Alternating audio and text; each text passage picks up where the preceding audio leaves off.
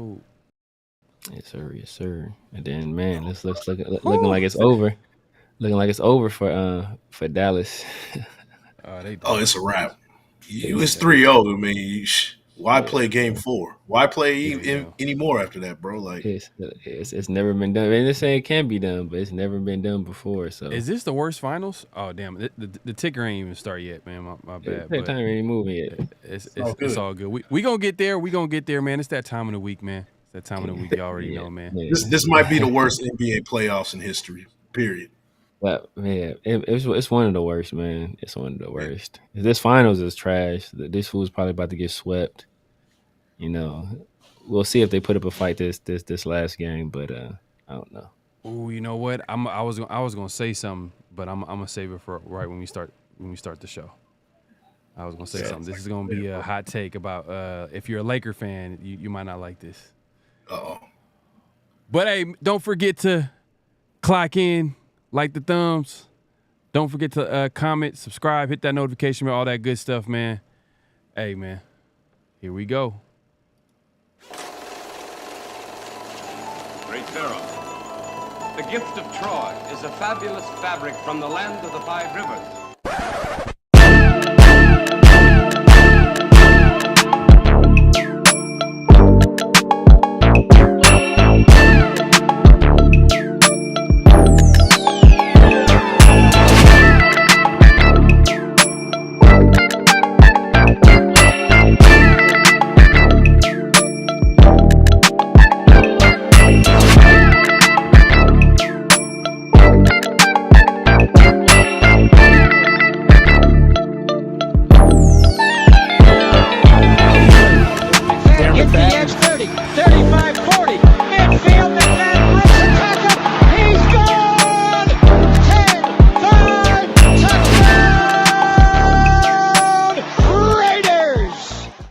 Years ago, when we came to Los Angeles, I really believed that the greatness of the Raiders would be in its future.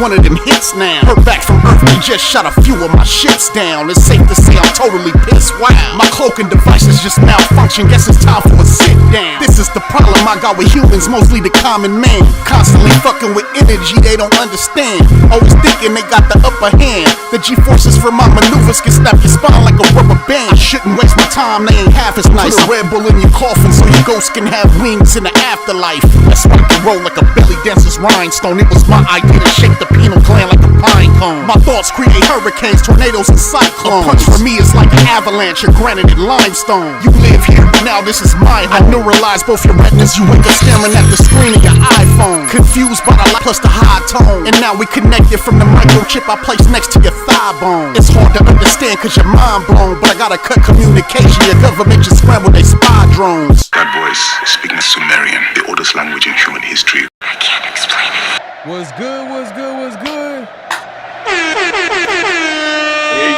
Hey man, it's that time, man. It's that time of the week, man. Welcome to Around the Shield, man. Shout out to everybody pulling up, man. Hey, man, it's my guy Big Mike Raider. It's my guy Severe Raider, man. It's that time of the week, man. You know we're gonna chop it up, man. There's a lot to talk about today. A lot to talk about. Obviously, Raiders minicamp. Man, the Madden cover. I didn't get that. Man, you know what? Like I didn't really get it. And a lot of coaches spoke this week. A lot of assistant coaches and players, man. They had a lot of good things to say. Shout out Rob Ryan, man. That dude is probably one of the most positive people out there. Man. But how's everybody doing, man? What's up, Mike? What's going on with you? Man, I'm doing good. Just had a pretty good dinner. Doing a little bit of carnivore diet a little bit. Okay. I had a steak. Yeah, I had a steak. Then I made like a cilantro, lime, like cream sauce that goes with it. So it's not really like a carnivore, more like keto because I added like Greek yogurt and some other stuff. So good dinner, man. You know, trying to get it right. Still on the road to getting to shrinking up a little bit more, man. But I'm doing good, man. I'm doing good. That's cool, man. And you know, when you said carnivore diet, man, I don't know why I thought about Joe Rogan and how he always talks about what's the meat that he's like he vouches like for liver. Nah, it's like a certain. Or is it elk? It's elk meat. Like, yeah, he lives by it. Man. He always talks about it all the time, man. Like it's one of the I don't know how that's gonna taste. Never had it. You know what I mean? I'm a very simple man. You know what I mean when it comes when it comes to meats and stuff like that. But what's going on, Severe, man? What's up with you, bro? How you been? Oh man, same old man. It's at my son's football practice today. He had 2 touchdowns today, man. His first 2 touchdowns, man. So he was excited, man. So man, getting them right early. First to mini, bro. Man, first to mini. Getting them right early, man. What position he play? What position he play? So they're little kids right now, man. So right now it's just they're playing throw up football basically. Throw up tackles. That's basically. But he's out there dominating. He's out there. I didn't say dominating, but he's doing well. He's the only 4-year-old. He's only 4-year-old out there, man. So Okay. So he's hanging with the big boys, man. There's a lot of second-year guys out there. So he'll be a year 2 guy next year. This is his first time playing football organized. So he's loving it though, man. He's loving it. He was excited, man. You got me. You got something that just popped in my head right now. You were mentioning youth football. I don't know if you saw that clip with Marshawn Lynch, where it was like a parent. It's old. It was like some mom. It's an old clip. It's an old clip. Well, I guess it just surfaced recently. Here's my advice, man. If you can, have the men take the kids to the football practice because that kind of stuff doesn't need to happen. Let the coaches coach. Let them be coached. If he's getting yelled at, you being cussed out, there's a reason for it, and it builds character. Let the man coach. That's all I got to say about that one, man. Man, right. I will say this, man. But I'll say this, man. I'm out there with the with the coaches, and I'm like usually I'm like when the only dads out there. Hey, these moms are here. These moms be getting that after these kids, like man, worse than the coaches. The coaches have to be like, dang, like chill. Like they be getting after these kids. I'm with that. I'm with that too. That's what I'm saying, man. That's character building right there, man. So and like you said, like these guys they're going to grow up and be men. So you gotta it's a certain amount of toughness they have to build. They have to start at an early age, man. So, you know, like the first thing I told the coach, like, hey, you know what? Like this my kid. Get after him. If he mess up, get on him, stay on him, tough. Like, you know, ain't gonna be no excuses over here. So, and his first few practices, he was like, "Yo, man, like, hey, I made him keep going, and now he loves it.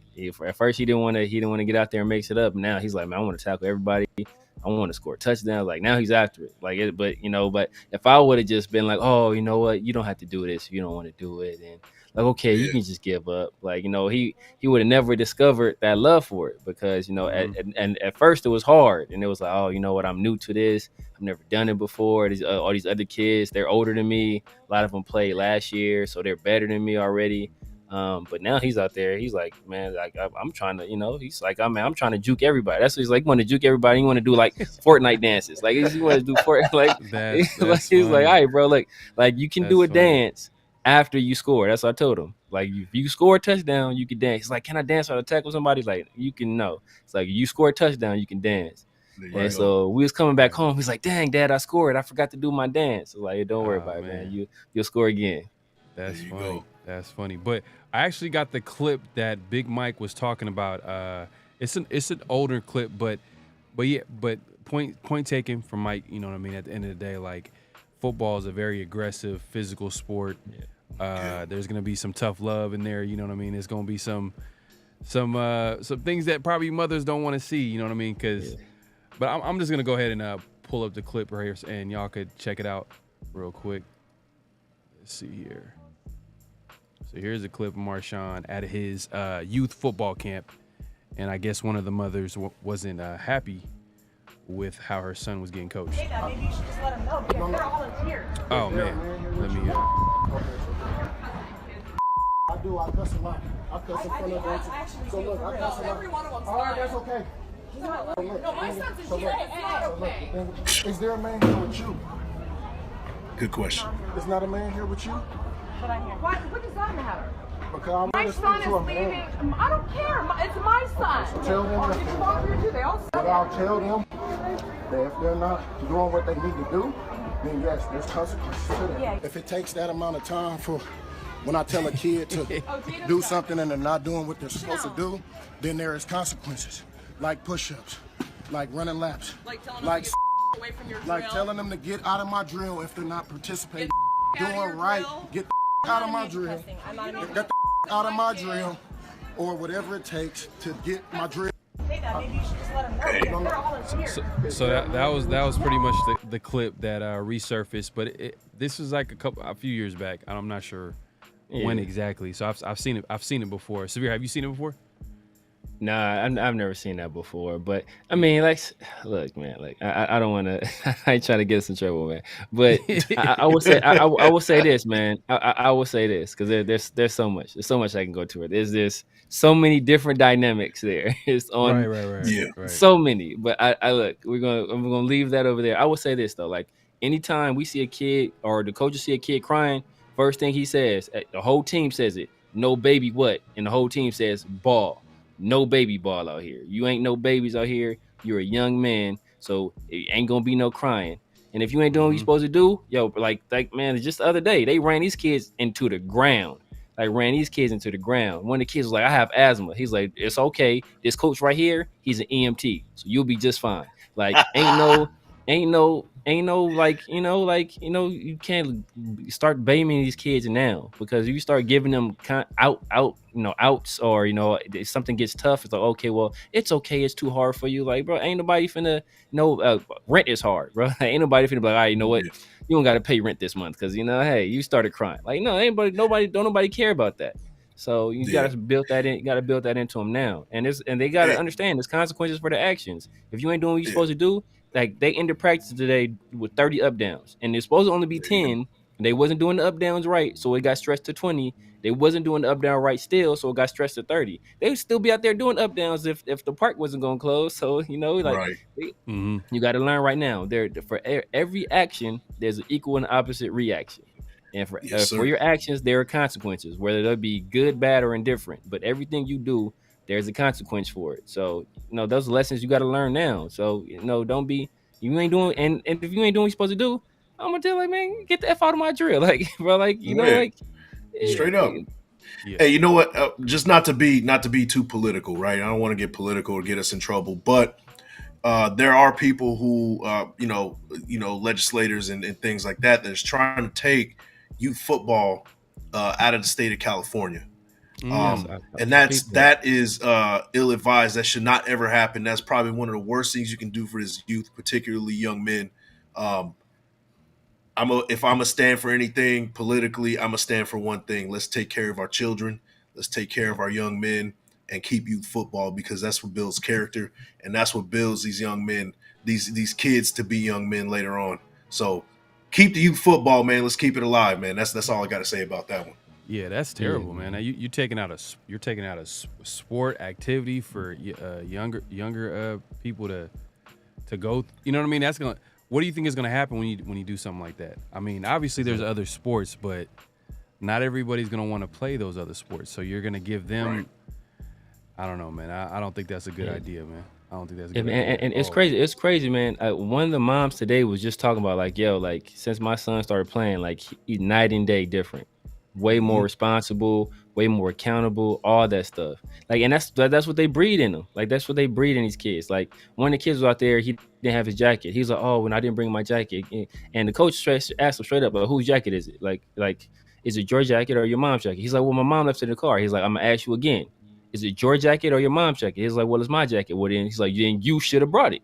Bro, that's key, teaching a 5-6-year-old, yo, you're accountable for your stuff. If you know this ain't the first practice, it gets cold out here. If you didn't bring your jacket, that's on you. Stop depending on other people to do or handle your stuff. Teaching them lessons now. And it's not not a big lesson, but that's something that's going to stick with them. Dang, you know what? He's absolutely right. This is my jacket.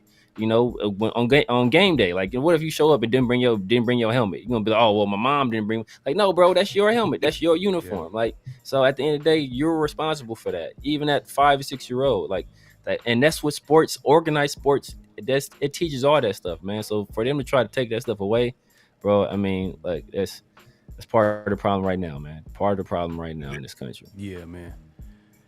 Yeah, man, we could talk about this. It's a heavy topic, and I know we can get into it a little bit more, but we gonna save that for the barbershop, man. We gonna save that for the barbershop, man. But, that's right. That's gonna be a Patreon conversation one day. Man, that's it's gonna be behind a paywall for sure, man. Because she was walking up on him man. But hey, look, it is what it is. I did want to say this before we went live, right? Before we started the show, we were talking about the Mavs and the Mavs and the Celtics, and we're talking about how bad of a series it was. And I was thinking, man, what was some boring NBA finals? I was thinking in my head. Oh man. The Pistons, was it the Pistons and the Spurs? That was bad. Spurs, it was first to 80 wins. Spurs and Cavs, you know what I mean? Spurs and Cavs. That was bad. Obviously Spurs and Pistons. But there was a good game in there. I think there was a good game in that Spurs and Pistons. I'm not gonna lie, they're not two exciting teams because they're not super. They're not. They didn't really have superstars like that. I mean, Tim Duncan, but we all know Tim Duncan is one of the most boring, all-time great, but one of the most boring superstars out there. I'm not gonna lie, the Lakers Celtics series.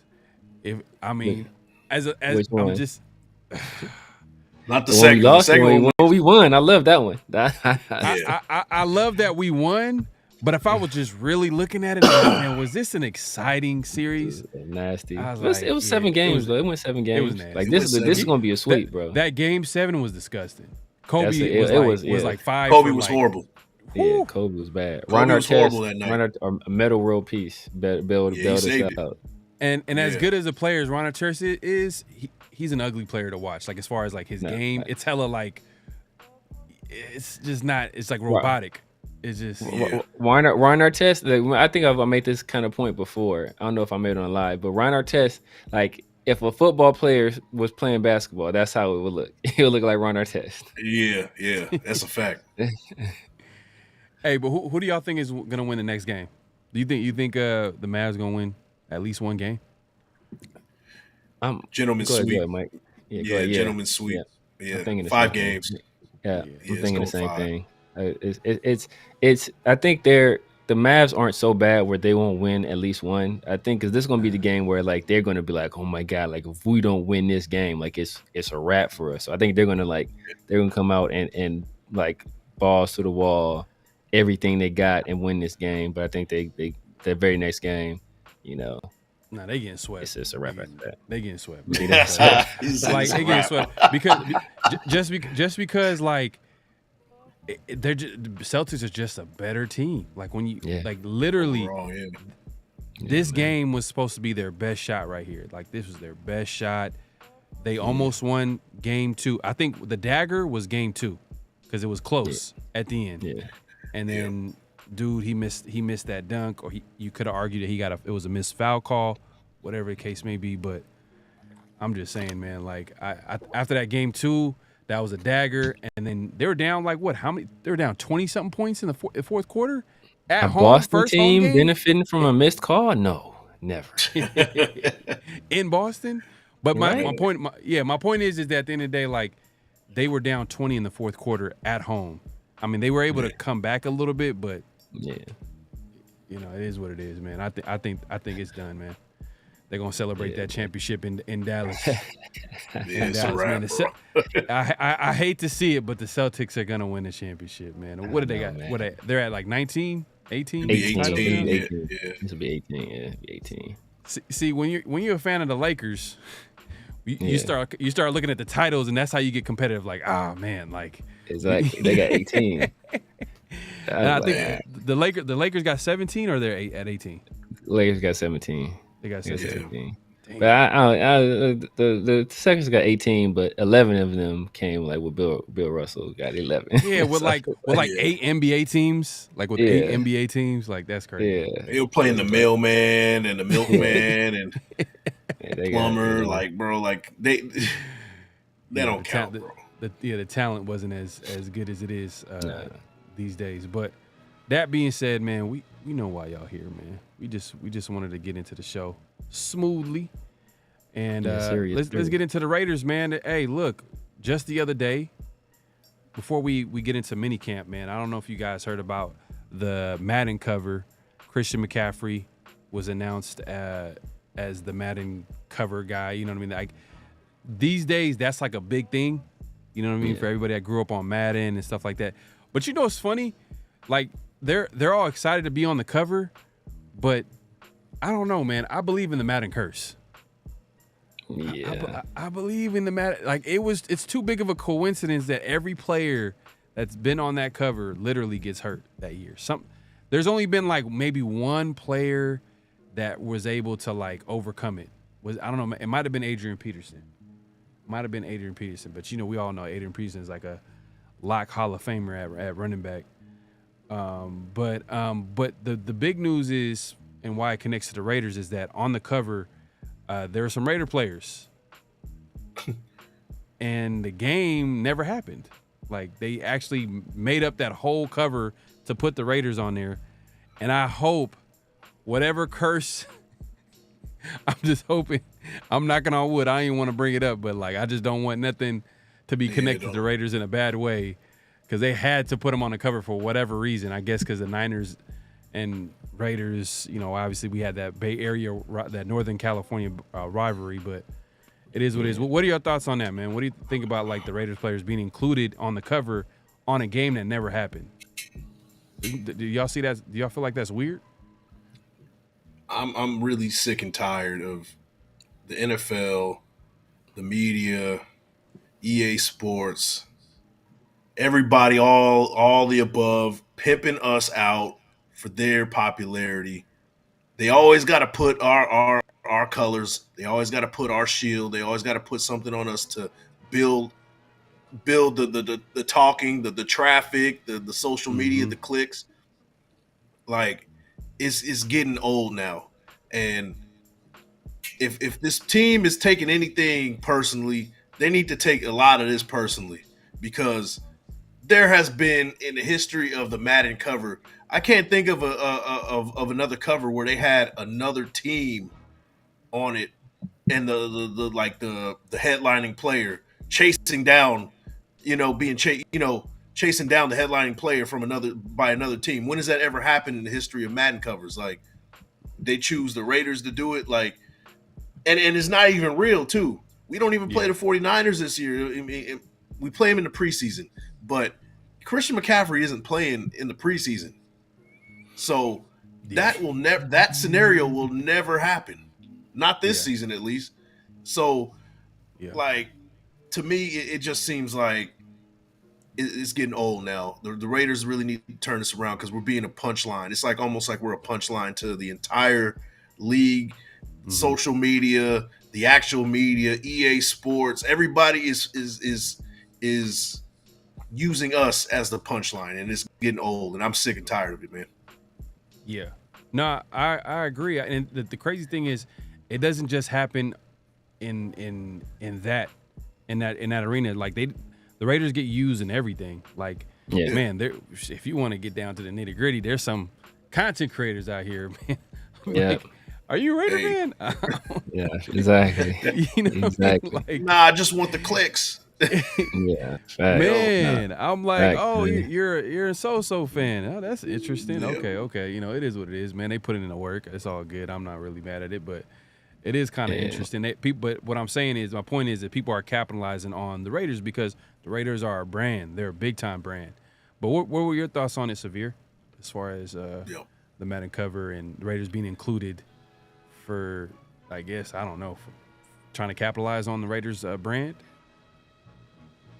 Yeah, man. Like, they could have, used, like, they just played the Chiefs in the Super Bowl. Like, they could have used the Chiefs. They could have used the Cowboys. It was another big franchise, right? They could have used any of these teams, and they chose the Raiders. And what pisses me off is that I want to say this is the 25th year of Madden. In 25 years, only one Raider has been on the Madden cover. Anyone know who that is? John Madden. Exactly. John Madden is the only Raider to appear on John Madden cover. And so, like, that shows you right there, man. Like, we're not getting the respect we deserve around the league. So now, hey, we got to go out there. We got to demand that respect. So that's what I'm hoping happens this year. Hey, maybe next year we get a Brock Bowers or get a Michael Mayer on the cover, or Max Crosby. I don't know how many. I can see Max on it. I don't know how many times, because I think there's only been one defensive player, I want to say, that got it. I want to say it was Troy Polamalu. There's been two. I know Troy Polamalu. Ray Lewis. Ray Lewis. Yeah, Ray Lewis. I remember Ray Lewis. Yeah, so Troy and Ray Lewis. So hopefully Aaron Donald wasn't on it ever? No. I don't believe so. Believe so. No, I don't believe so. He should have been. Damn. Yeah, I don't believe so. Been on there at least one time. Yeah. Like, I think Pat Mahomes has been on there twice. Yeah, Pat Mahomes been on there twice. He was on there by himself, and he was on there with Tom Brady that year. Yep. I think Pat Mahomes might be the only person to, like, truly break the Madden curse. I want to say he was on there, then he won the Super Bowl. Right. So I think he's okay. Yeah, I think he's the only real person to break the Madden curse. Josh Allen was on there last year, but we all know what happened with them. I think Lamar Jackson was on there. Did Lamar Jackson win the MVP that year? Or he was on there the year after he won the MVP? But the only person to really win the ultimate prize is Pat Mahomes. So, man, like you said, man, it's getting old, man. It's really getting old, and from what I'm hearing, man, like, this team is locked in. So, it's about time we go out there and we demand our respect. We take it, and we put the whole league on notice and let them know it is a new day, and it is a new time. It's a new era, and we will get back to where we once were, being one of the best franchises, one of the most feared franchises in all of sports, not just the NFL. No, facts, man. So I guess we gonna segue into it, man. Raiders minicamp is underway and almost done. It literally it's a 3-day minicamp. So, and from what we're hearing some good things. We're hearing some concerning things, but I'm not too concerned because it's early. Defense, man, They off to a fast start, but it makes sense. We talked about it. Third year in this defense. Yep. Obviously, they the way they finished out the season last season, top 10 in points allowed at 19 a game, and if you really broke it down, since AP took over as a head coach until the end of the season, they only allowed 16 points per game, which, man, that's in today's NFL, that's dominating, in my opinion. So. And it's going to be a lot of familiar faces, a lot of returning players. And we heard from Max Crosby day one, and I believe Jacoby Myers. And obviously some of the coaches that were able to talk, man. I shot him out early in the show, man. Rob Ryan was, man, dude. Hey, man, if y'all don't really check out interviews like that, go ahead and check out the presser for Rob Ryan, man. That dude, man, you're going to get hyped up listening to Rob Ryan. And he was giving high praise to everybody on the team, and it wasn't just like, it wasn't like high praise where he was just saying some generic stuff. Like he was actually going into detail, saying specific things about, like I think he said something about Mike Epps and Marcus Epps. Marcus Epps. It's like Mike Epps. I knew when I said it, I was like, I just shook my head too. Like, yeah, Mike Epps. Yep. He was like, yeah, man, Mike Epps. He was great in he was great in next Friday. Like, hey, man, I got Mike though. Mike for sure. I got Mike, man. So Severe was like, huh? Yeah, it's like it just sounded right, bro. Hey, man, but he said he had a lot of good things to say, man. He said Max Crosby, best player he's seen in the last 30 years, which is crazy. Yeah, because he's been around for a while, so you've seen some good ones. So, but let's actually we have some clips too. So let's go ahead and let's play some clips from the coaches and some of the players. I think it's mostly coaches, right? I think it was mostly coaches. We got one from a couple from Nate Hobbs, but the rest are coaches. Okay. Well, before we get into it, let me just give everybody like just an idea of what's going on, who's participating, who didn't make it. Let's see if I could post this real quick so people can see. Boom, boom, boom. All right, as you can see, let me see if I could blow this up a little bit better so everybody can see exactly what's on the screen. So Raiders had 86 players participate in day 2 of mandatory minicamp. Wednesday, 5 players missed practice. Cole Miller, guard Jake Joning, defensive tackle Matthew Butler, defensive end Ellerson Smith, and linebacker Darian Butler. Man, Darian Butler been missing a big part of the big chunk of the offseason. So, man, it's gonna be tough for him. As let's see. Okay, so pretty much that everybody. That's pretty good as far as attendance. That's not too bad. Right. That's not too bad. Because one name we didn't see on there that missed was a very important pick in this year's draft. Yep, Jackson Powers Johnson. Yes. Mm-hmm. So having him back out there is huge. Huge. Yeah. And it says here that Andres Pete filled in at left tackle for Colton Miller. And Matthew Butler not being there, that's gonna be tough for him too as well, because I know there's some competition up there too as well. So it's like, and he got cut last year too. So so this is big for some of these players that are missing this early. But for the most part, 86 players showed up. That's pretty good attendance for minicamp. As far as the quarterbacks, from what we've seen and from what we heard, I mean, obviously we weren't there to see what AOC and Minshew have been doing, but it seems like the defense right now is ahead. Yeah, defense is ahead. Yeah, I think day 2 was a little bit better than day 1 for Aiden O'Connor and Minshew, but obviously I think they were reported to throw picks to the 7th round rookie and I'm forgetting names. Severe, you probably know this from the top of your dome. MJ Devonshire. Devonshire, and then Minshew threw an interception to Jacorian Bennett. That's right. So, yeah, man. And look, like right now, this is early in the offseason, so we're not going to be stressing over too much. But hopefully by training camp, we start hearing and seeing that the offense is caught up a little bit, because hearing from what Devontae Adams is saying, he knows like 90% of that playbook. Yeah. And he's literally like a second coach on the football field. He's helping out the players. So right now they're still kind of like learning as they go and learning this offense. But I was a little bit concerned about what they were saying about, the deep ball accuracy from the quarterbacks was not there. I'm like, oh man, that was big, because I felt like last year teams were cheating on AOC, and they were daring him to throw it deep. So hopefully that's not going to be an issue in this offense, especially we have all these weapons that can really, that could really wreck a offensive game plan if you're not able to at least complete one of those deep balls. I mean, Mike, it sounded like you got something to say.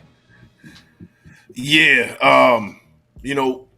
I'll say after this third day, take a week off, kind of shake it off, kind of assess what was going on, go over things. And then right after that week's done, I want Aiden O'Connell, I want Gardner Minshew to get with Devontae Adams, and they learn this offense. They need to do this. They need to do the extra work. They need to put in the extra due diligence to make this happen. Because I understand that the defense is going to be well ahead of the offense at this point of the season, but training camp is going to be here quicker than you know it. We got probably about 6 to 8 weeks until training camp hits, and these guys need to be ready. So, these quarterbacks need to be getting into in picking the brain of Devontae Adams, being alongside the coach if it's permittable to do so, and they need to learn the ins and outs of this offense, put in the extra work, because the defense is playoff ready. They're championship ready, the way it sounds like. So what we need from this offense is to not make mistakes. That's what we need. And whatever Aiden O'Connell, Gardner Minshew has to do to better the offense, they need to go ahead and do it on their free time at this point. Let me ask you this, Severe. Do you think the accuracy of the quarterback can be affected by them not fully understanding the playbook? Yes and no, because it some of it, like, part of accuracy is timing. So that's part of it. But, still there's the other aspect of it where, like, can you get the ball where it's supposed to go when it's supposed to be there? So, like, part of that, like, they should have some, like, there's going to be issues with them making reads. Like, that's understandable, right? So that can affect, when you pull the trigger, if you're not, you have some uncertainty, that kind of stuff, especially if the defense, I mean, we already hear how the defense is, they're basically just like making it their mission to make things as difficult as possible for the offense. But at the end of the day, like, if a guy is open, it's on to deliver the ball there. So if you're not getting the ball there, that's on the quarterbacks. And from what we've been hearing, both guys have kind of struggled. And neither guy has really separated himself. I know, like, we were hearing some feel good stuff early on, where it's like, oh, you know what, it's basically kind of AOC's job to lose. But now we're kind of, some other reports are coming in where it's like, you know what, neither guy has really impressed, and neither guy has really separated themselves. So, as Mike said, man, it is time for these guys to, and they shouldn't rely on the coaches, right? They've had several days of OTAs, a few days of minicamp. They've had the playbook for, God knows how long. At this point, bro, get in your playbook, get this offense down pat, get these receivers together on your free time, get this timing down, and go out there and execute, man. You guys are professionals at this point, especially a guy like Gardner. He's been in the league long enough. But AOC too, man. AOC he's not some young. He's 26 years old. You're not no baby, bro. Get out there and do what you need to do, because at this point, it's been a long time since we had a defense this good, or that we think will be this good, and we don't want to waste it with bad quarterback play, because the weapons are there. We invested, when I thought we should have gone defense, we invested in another weapon in Brock Bowers, who some people thought may be just the best pure weapon in this draft. And then we got a guy in Michael Mayer who was apparently just been killing everybody on the practice field. You already got Devontae. You got Jacoby, who was a low end number 1 receiver. One of the best number 2s in the league. So the weapons are there, bro.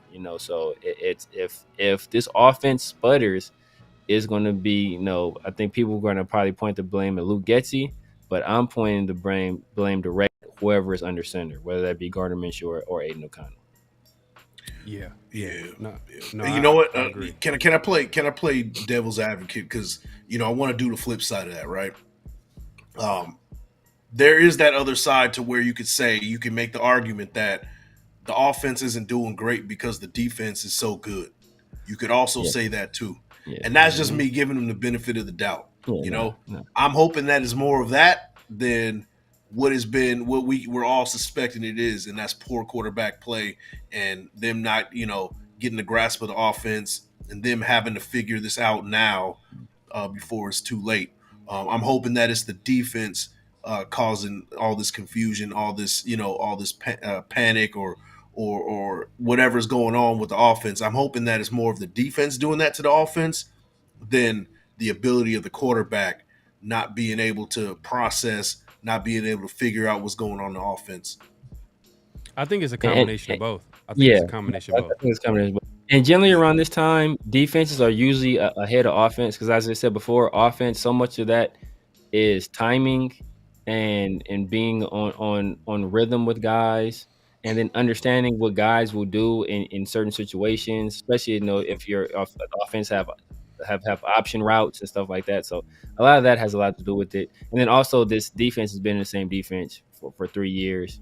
They're returning 10 of the 11 starters from last year, and then you add possibly the best defensive tackle in the league, and who I heard was like the MVP of day one, just out there just destroying everybody they put in front of them. So that has a lot to do with it. But at the end of the day, if your receiver's open, bro, you got to get in the ball. That's fact, right. If you're not throwing accurate passes, man, then that at the end of the day but what Mike said is definitely true. Definitely true.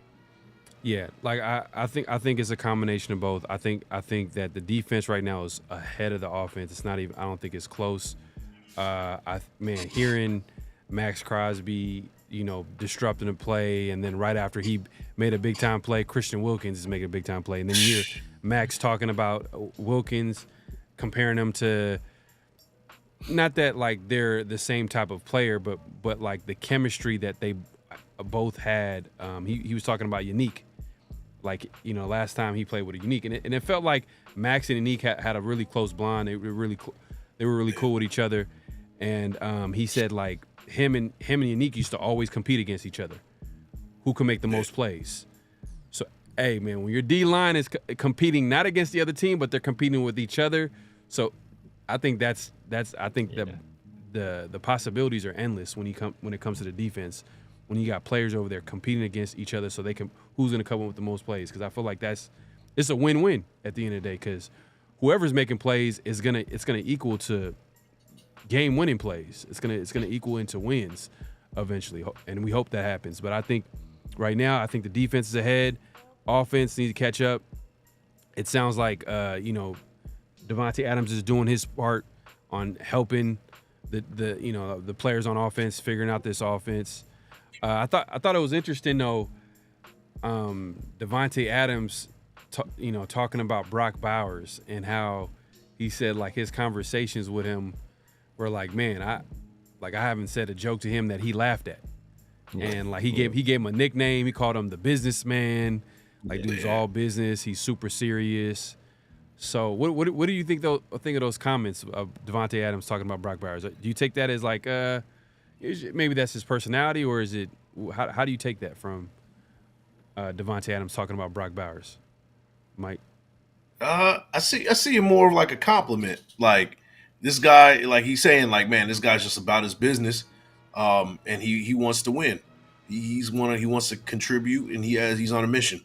I didn't see it as him trying to clown the dude. Of course that's not the case. Davante Adams isn't like that, I think it was more of a compliment, saying that this guy is very professional.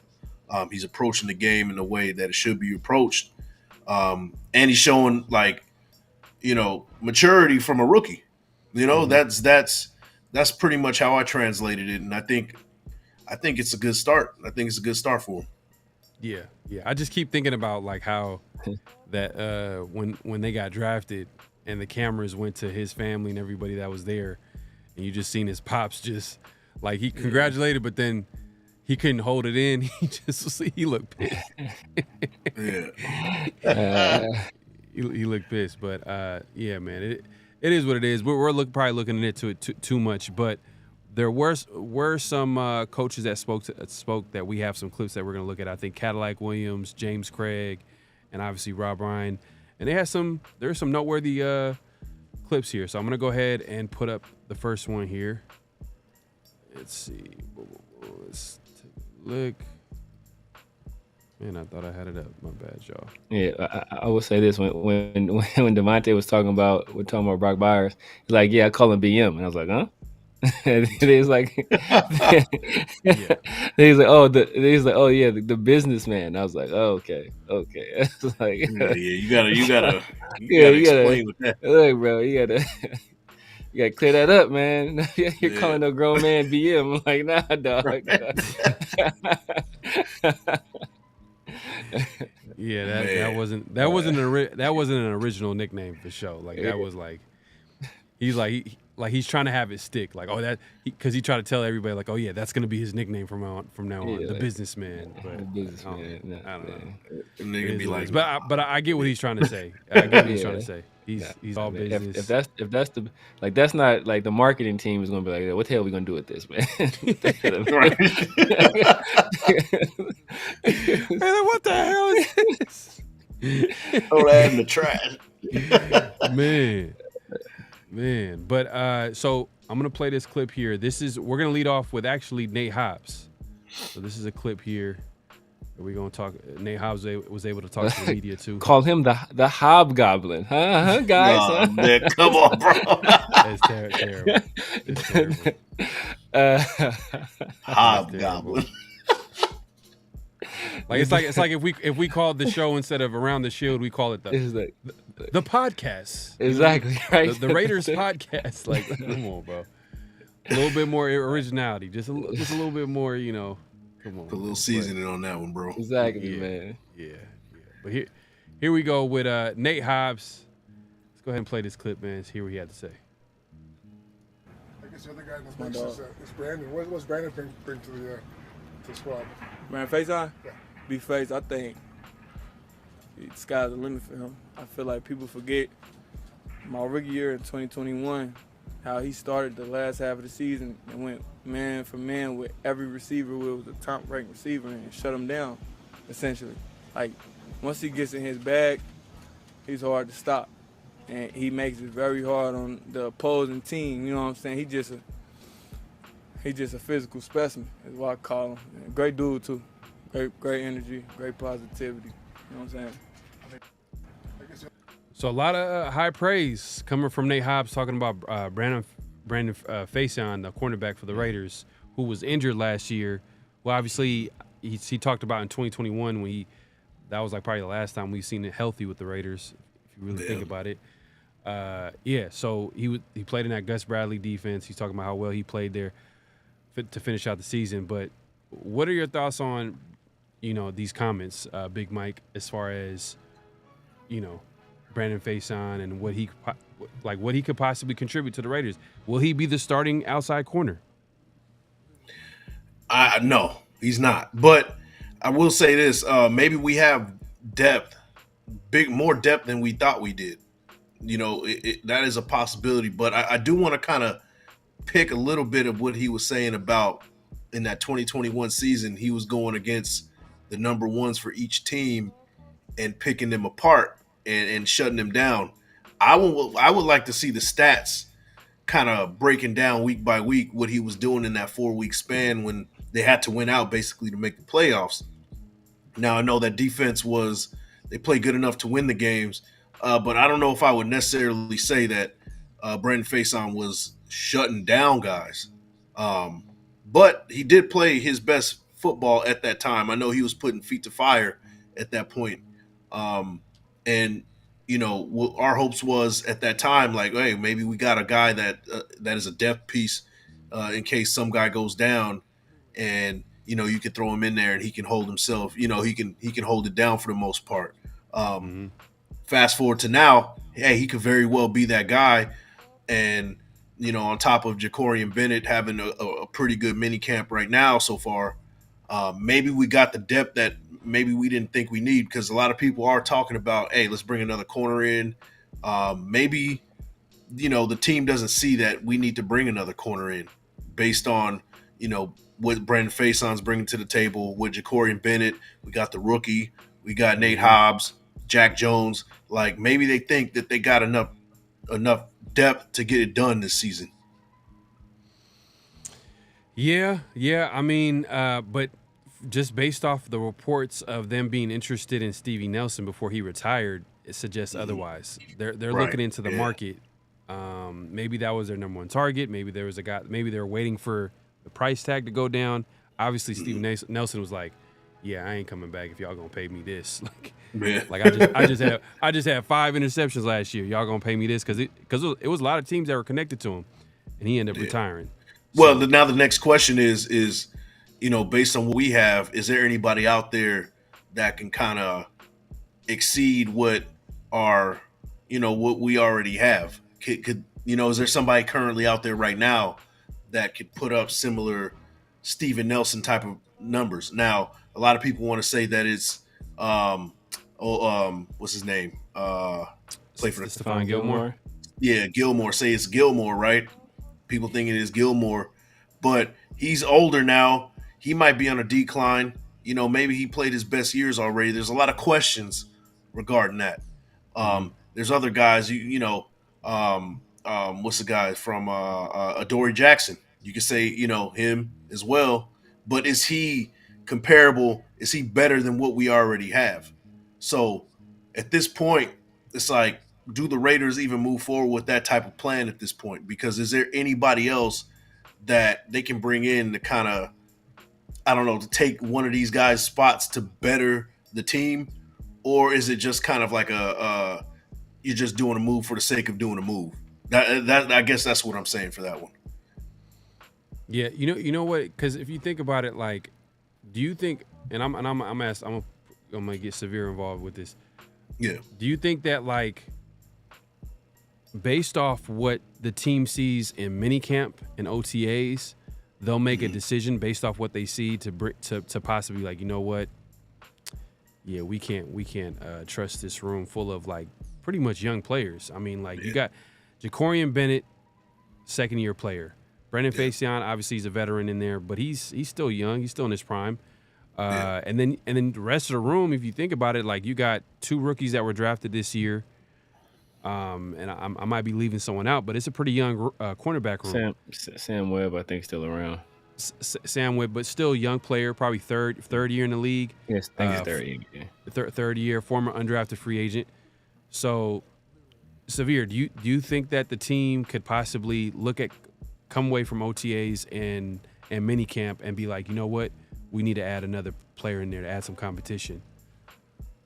Yeah, man, I think, as you kind of alluded to, it depends on how these cornerbacks are performing. I think all things being equal, if they had their druthers, Jacorian Bennett would be the starter. He'd put a stranglehold on that job and take it and be the clear guy opposite of Jack Jones. But we saw last year, Jacorian Bennett had good mini camp, had good OTAs, had good training camp, and then he started the regular season, and then it was kind of all downhill from there. So I think Brandon Faison is a guy who was on injured reserve most of the year, and then even when he wasn't eligible to be on injured reserve anymore, they kept him on the roster, and he was essentially just occupying a roster spot for the entire year, like, and not being healthy until the very end of the season. So obviously there's something that they see in him that they like. For a team to do that, because roster spots are extremely valuable. You only get 53 of them.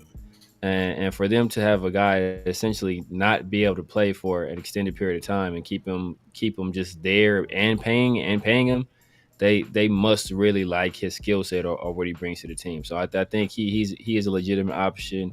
as well, opposite of Jack Jones, especially if Jacorian Bennett was to falter.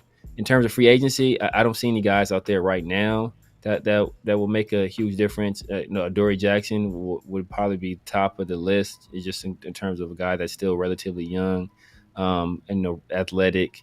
I think he had some kick return ability too. Previously, I doubt if they have him do that with his injury history. But if it's something that happens in the pinch, he's a guy you could go to. Other than that, man, they might be a situation where we wait till roster cuts and we see who's out there, on the waiver wire, or who's a free agent after that. Yeah, Adoree would be okay if it's like a low risk, high reward type of deal, meaning like veteran minimum contract. Yeah. Because obviously his injury history, I wouldn't be mad at that. But the only reason why I would see the Raiders passing on it, maybe I'm alluding to what Big Mike was saying, was you bring in a veteran to take away snaps from the younger players, exactly, who could possibly be just as good, if not exactly. better. That's probably the only reason why I would see that move not happening. But we'll see. But and then we got plenty of clips here from the pressers here. I'm gonna go ahead and get to this second clip by Nate Hobbs and see what he has to say. From the defensive side of the ball, Nate, what are you seeing from that quarterback competition between Aiden and Gardner right now? They going at it. They going at it. ALC had a hell of a day today. He was throwing some balls. I forgot, even as a teammate, I forgot he had in him. You know what I'm saying? And I know he got it in him, but he was just making it known again every day, like, I'm here. You know what I'm saying? You're going to have to work for this job. And then Minshew, he got me today on 3rd and long. I know, like what you were saying, I knew they was trying to have on me. Minshew at the top of the drop, gave me a little pump fake, and I broke on it. Most quarterbacks can't do that. They don't have that awareness. They don't have the poise. They don't have the, they just try and get the ball out 3rd down. He gave me top of the drop, pump, broke on the ball, high low, 1st down. So, and then he pointed at me after. That pissed me off. You know what I'm saying? I done jumped offside the next play in my head. But it's a hell of a, it's going to be down to the wire. But I just think it breeds excellence. You know what I'm saying? Each guy, it's no time for rest. You know what I'm saying? Bring the best out you. You got it. So there you go, man. Nate Hobbs talking about the quarterback battle right there. He might have been a little bit more positive compared to the beat writers. I'm probably leaning towards the beat writers just because they're just going to give you the unfiltered. They're going to give you more of an unfiltered truth. I'm not going to hear. It would be surprising if Nate Hobbs like, man, his quarterback is trash. Like, it's going to be a long season, man. It's going to be a long season. So he's not going to say anything. But, hey, he kind of described a little bit like AOC and the differences between AOC and maybe a Gardner Minshew. You got a veteran quarterback, a little savvy quarterback, poise. He talked about that pump fake. And then he talked about AOC and his accuracy and like, oh, man, like I didn't know he had it in him as far as some of the passes. And one of the biggest things with AOC is his accuracy. So I'm sure that's what he's probably speaking to. But Mike, what do you think of these comments about AOC and Minshew from Nate Hobbs? So that comment made me believe that it's more of the defense causing trouble for that offense and in their struggles, on as reported. That is leaning more towards the defense really like taking over what that offense is trying to do.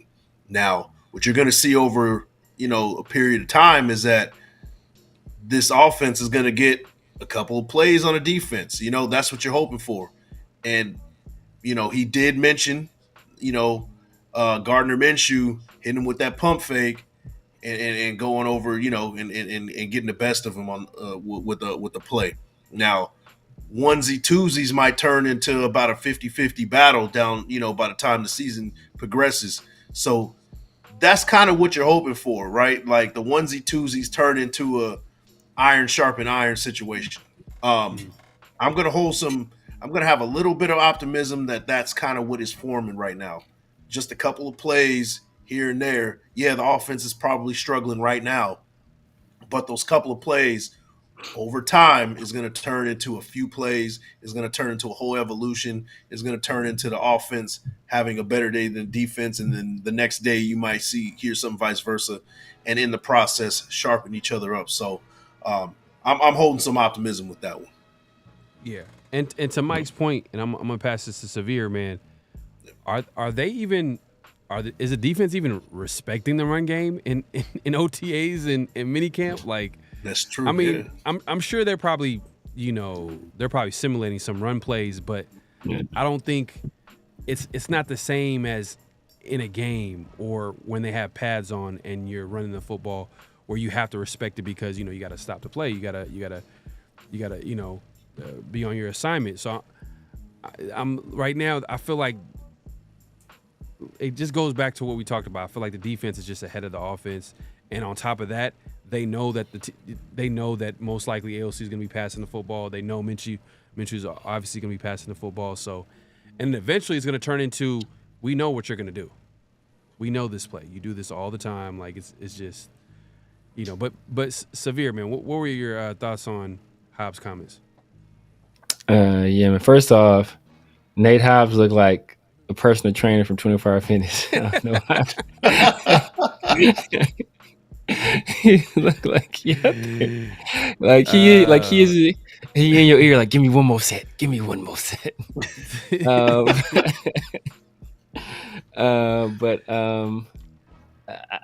will say this. It, like, as you guys kind of talked about it, like the difference between the two guys is like it was perfectly illustrated right there. Where, like, Aiden O'Connell, he goes about his business. He's making throws, delivering the football. Like, that's what he does. It's very, like, cut and dry. Like, not a lot of fluff on there. It's just, hey, I'm gonna throw the football.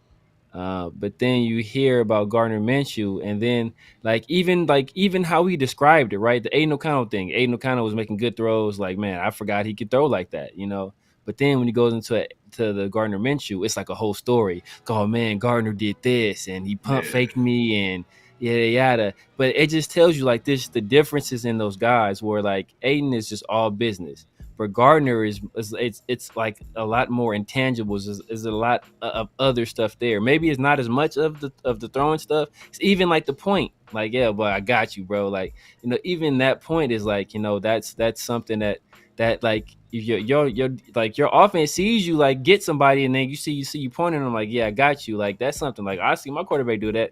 I'm like, yeah, dog. Like, we out here. You know who we are. But to Mike's point, bro, I want the offense to start catching up to the defense. But if at any point this offense is 50-50 with our defense, I'm worried. 50-50.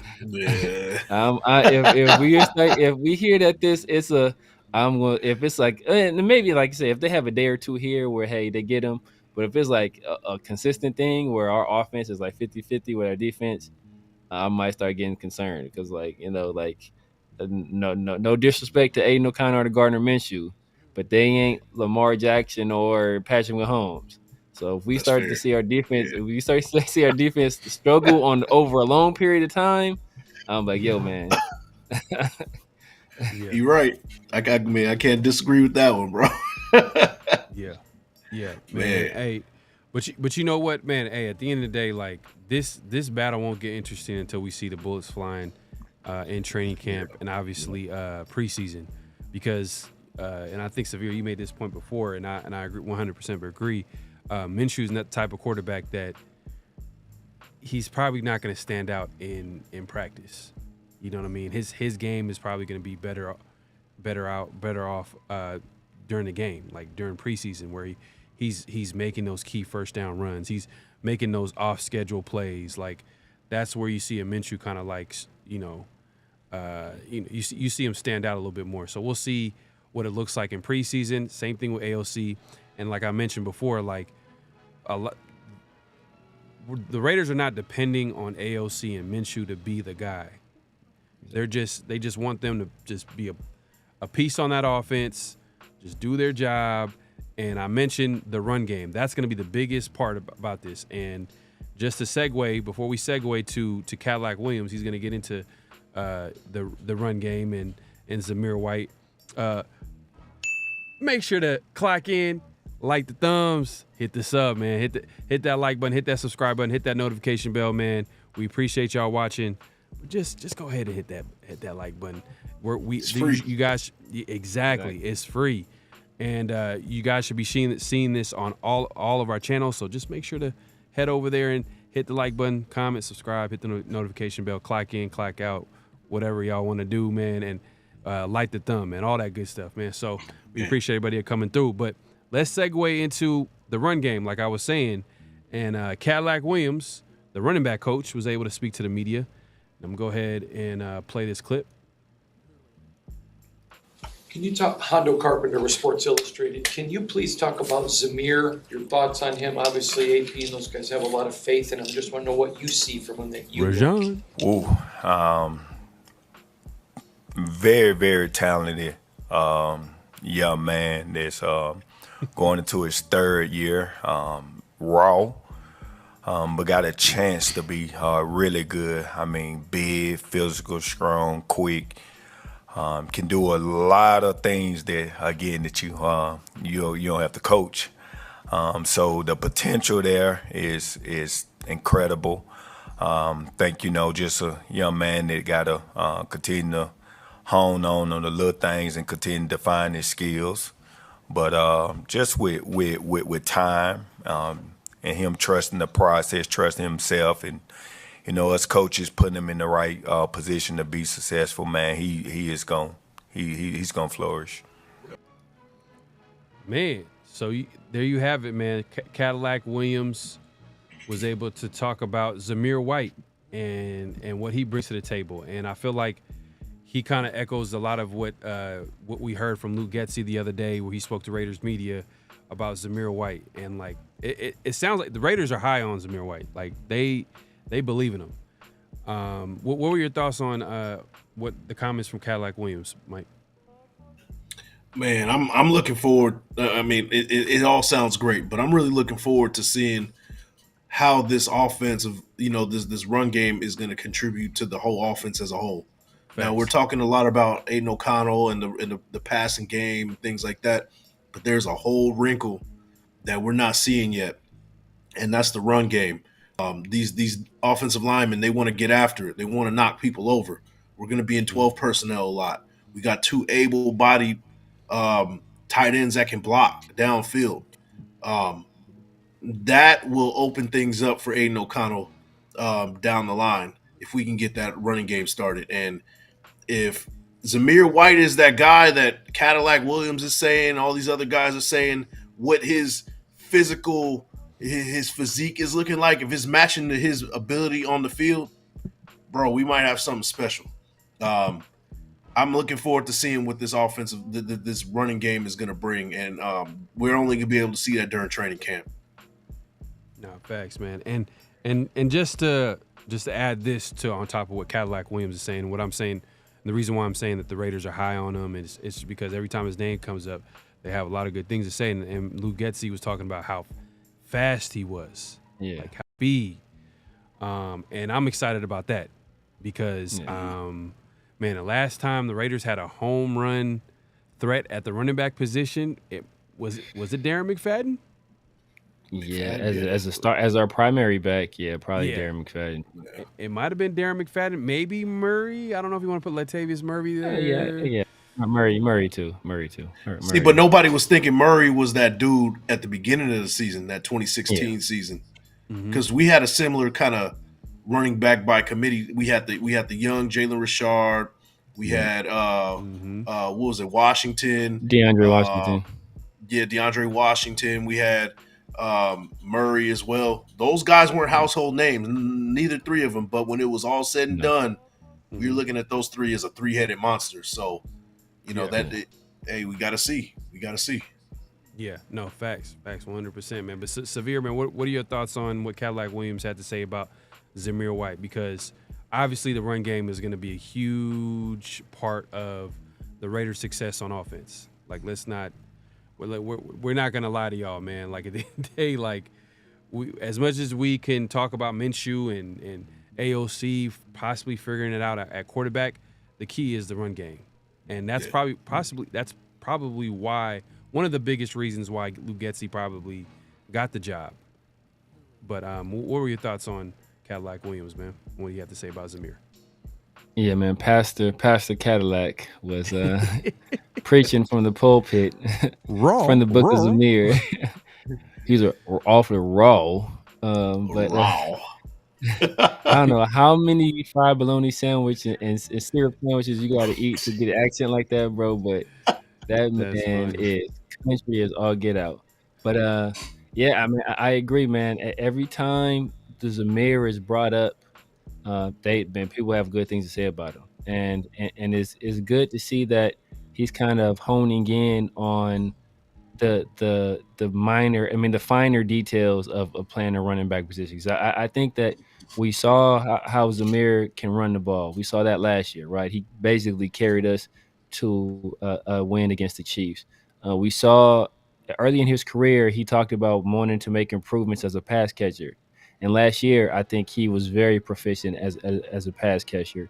I think he's getting better as a blocker as well. So just being able to do all these other little things. I think that's even going to come more into play with a guy like Brock Bowers, who is a guy who they're going to probably get in the backfield. Probably maybe some like two back sets, like with Brock Bowers and Zamir both in the backfield, and you can hand the ball off to either one of these guys. One of these guys is the lead blocker to the other. Like you can get very creative with what you can do, especially if Zamir, gets this offense mastered. So just hearing all these positive things about Zamir, man, I'm expecting. I've been saying for a while, once he got a chance, he was going to do well, and that was proven a little bit last year in a very small sample size. But now it's time for him to extrapolate that same production over a 17-game season, and part of that is mastering those finer details. But also, the most important thing is, the best ability is availability. So it's incumbent upon him to stay healthy as well. Facts. He got to stay healthy. And the thing is, too, it's going to be interesting how he transitions into zone blocking scheme, because he seems like he's more of a north and south power blocking scheme type of running back. But we'll see, man. The Raiders believe in him. They didn't draft a running back until the 6th round, Dylan Laube. But we have another clip here by Cadillac Williams as well, man. And we're going to go ahead and play this real quick. Vinny Bonsignore with the Las Vegas Review-Journal. I know Dylan Laube's got a long way to go as a rookie, and you guys are throwing a lot up against the wall, but we see him lining up all over the place out there in OTAs and so far in minicamp. What are your impressions of the young running back? Man, I think he got a bright future. Like you say, I mean, he's I think his kind of his best thing that he bring each and every day. He's wise beyond his years. I mean, he shows up like a vet, but he's a rookie. I mean, he have his worker hat on and bring it each and every day, and he can take what he learned from the classroom and apply it on the field. Gonna always be in the right spots. Got really good hand, quick, explosive. Just a very cerebral player, man, that can do a lot of things, and you can line them up. So I'm excited to get an opportunity to see all those guys. But, as that running back position, I was kind of had this rule, we don't play the game in shorts. So I'm excited to see this group in pass. Vinny Bonsignore with the Las Vegas Review-Journal. I know Dylan Laube's got a long way to go as a rookie. Man. So you heard it from Cadillac Williams, man. Dylan Laube.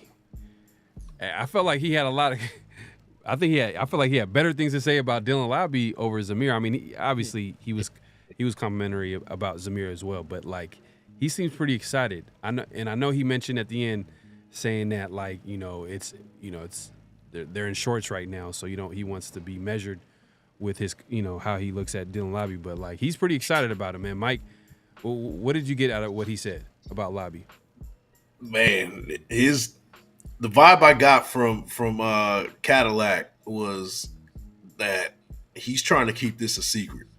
Mm-hmm. He's not trying to give out his hand. He's not trying to give out what the people in the building already know about Dylan Laube, and that is maybe this dude might be a 1-2 punch with Zamir White, in the near future. Maybe not this season, but maybe next season. What I would like to see is the training camp battle with him and Abdullah. I mean, because we already have Abdullah kind of linked in. I mean, locked in as the third down back.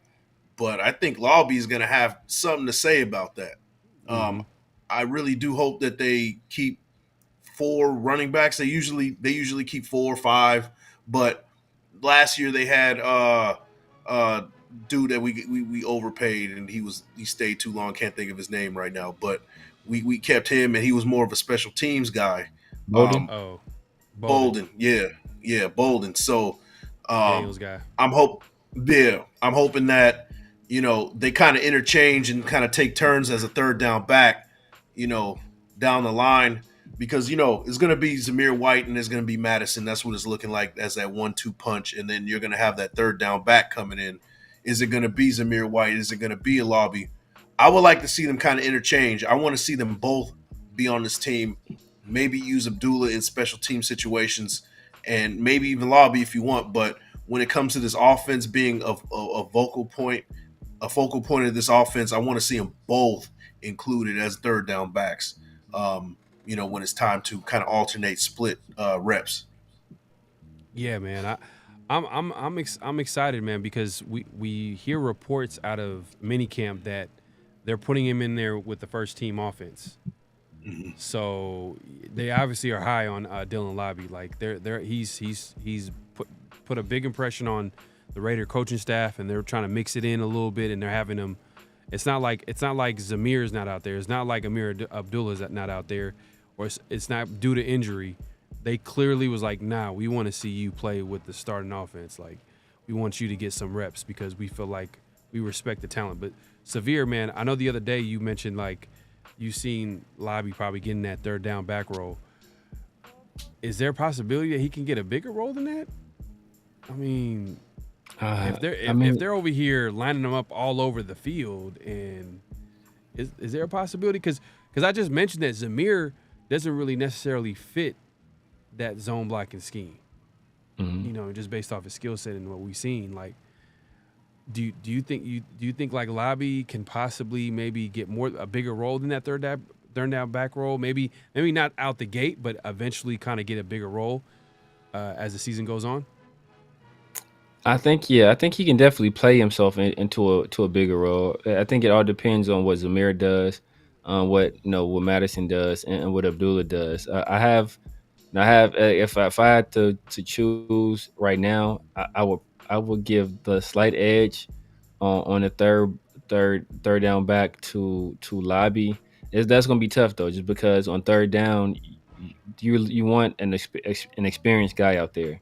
And Amir Abdullah has been doing that for a long time. So even if it's a situation where Laube outplays him, like will your coordinator and will your position coach have the faith in you as a player, or the trust in you as a player in those big situations to put you out there? Because third down is the money down, and then And I think time will tell in terms of Zamir. I think Zamir can fit in a zone blocking scheme. You think of the backs that were successful with the Broncos, right? Think of Mike Anderson. Think of Olindis Gary. Like these aren't like super nimble, agile type guys. Like they were bigger body guys who thrived in that system. And I think you look at Zamir. Zamir's like 6 feet, like 220. Like he's a big guy, so you're not really going to be able to get the full impact of him as a player until there's some contact going on. When you see a guy that big, that fast, moving at you full speed, and you actually have to tackle him, I think it's a little bit different. So right now, like these quick shift, it's very similar to the AOC Gardner Minshew thing, right? Like except the opposite, right? Right now, the smallish, shifty guy, that's the guy that looks great. Like, look, he can dazzle, and look at this catch and all this stuff. But the bigger guy, once those pads come on and you have to hit somebody and you got to for real block somebody, that's when that's when the rubber kind of meets the road, especially for the running back position, kind of as he said. Yeah. Nah, you know what? Like the way I'm looking at it is this, like, because I know you said he's slight edge to Laube in that third down back roll. But we talked about the other day with Marcus. He made a great point, and it's not like we have Jalen Richard here blocking out on third down, and we all know Jalen Richard was a pretty good blitz guy. He was a good guy that he picked up the blitz pretty well at that running back position on third down. And Amir Abdullah, I don't think that's a strength of his. Maybe receiving the ball at the backfield possibly, but a guy that you can count on to pick up a blitz, he's a little inconsistent. So that's why I'm agreeing with you. If Laube can prove at just a little bit that he can possibly be a guy to be counted on as a guy that can block up front, man, I think that's our guy at on third down. So we'll see how it shakes out. I agree, it's still early. Guys are gonna look good without no pads on, especially a guy that's quick and shifty, like Severe just said. So we'll see how it shakes out. But let's move it along, man, because part of the running game is gonna be the offensive line and how they're gonna be coached up. And James Craig was able to speak to the media, and I'm gonna go ahead and play this clip here. Let's see. It seemed to be a perception that the Raiders needed a right tackle throughout the offseason after losing Jermaine. When you went through the film work and took a look at things, did Thayer kind of jump out at you saying, hey, we may have the answer right here? He did. Especially, watching the latter part of last year. He really jumped out at me a lot, and he's been a good fit over there. He's been, his athleticism, he's untapped. He's still learning. He's a raw football player. He's still developing, in my opinion. He's getting better every practice. He's getting more comfortable over there. But I think he is, like I was talking about Dylan, he's natural on the left. Like, you put him on the left, he can totally do it. That's what he did in college. He played both sides. He played more left than right, but he can go both directions. You saw it last year. He can go step in for Colton when he needed to, and he's been a pleasant surprise over there at right. He's getting better too, so I've been really fired up about him.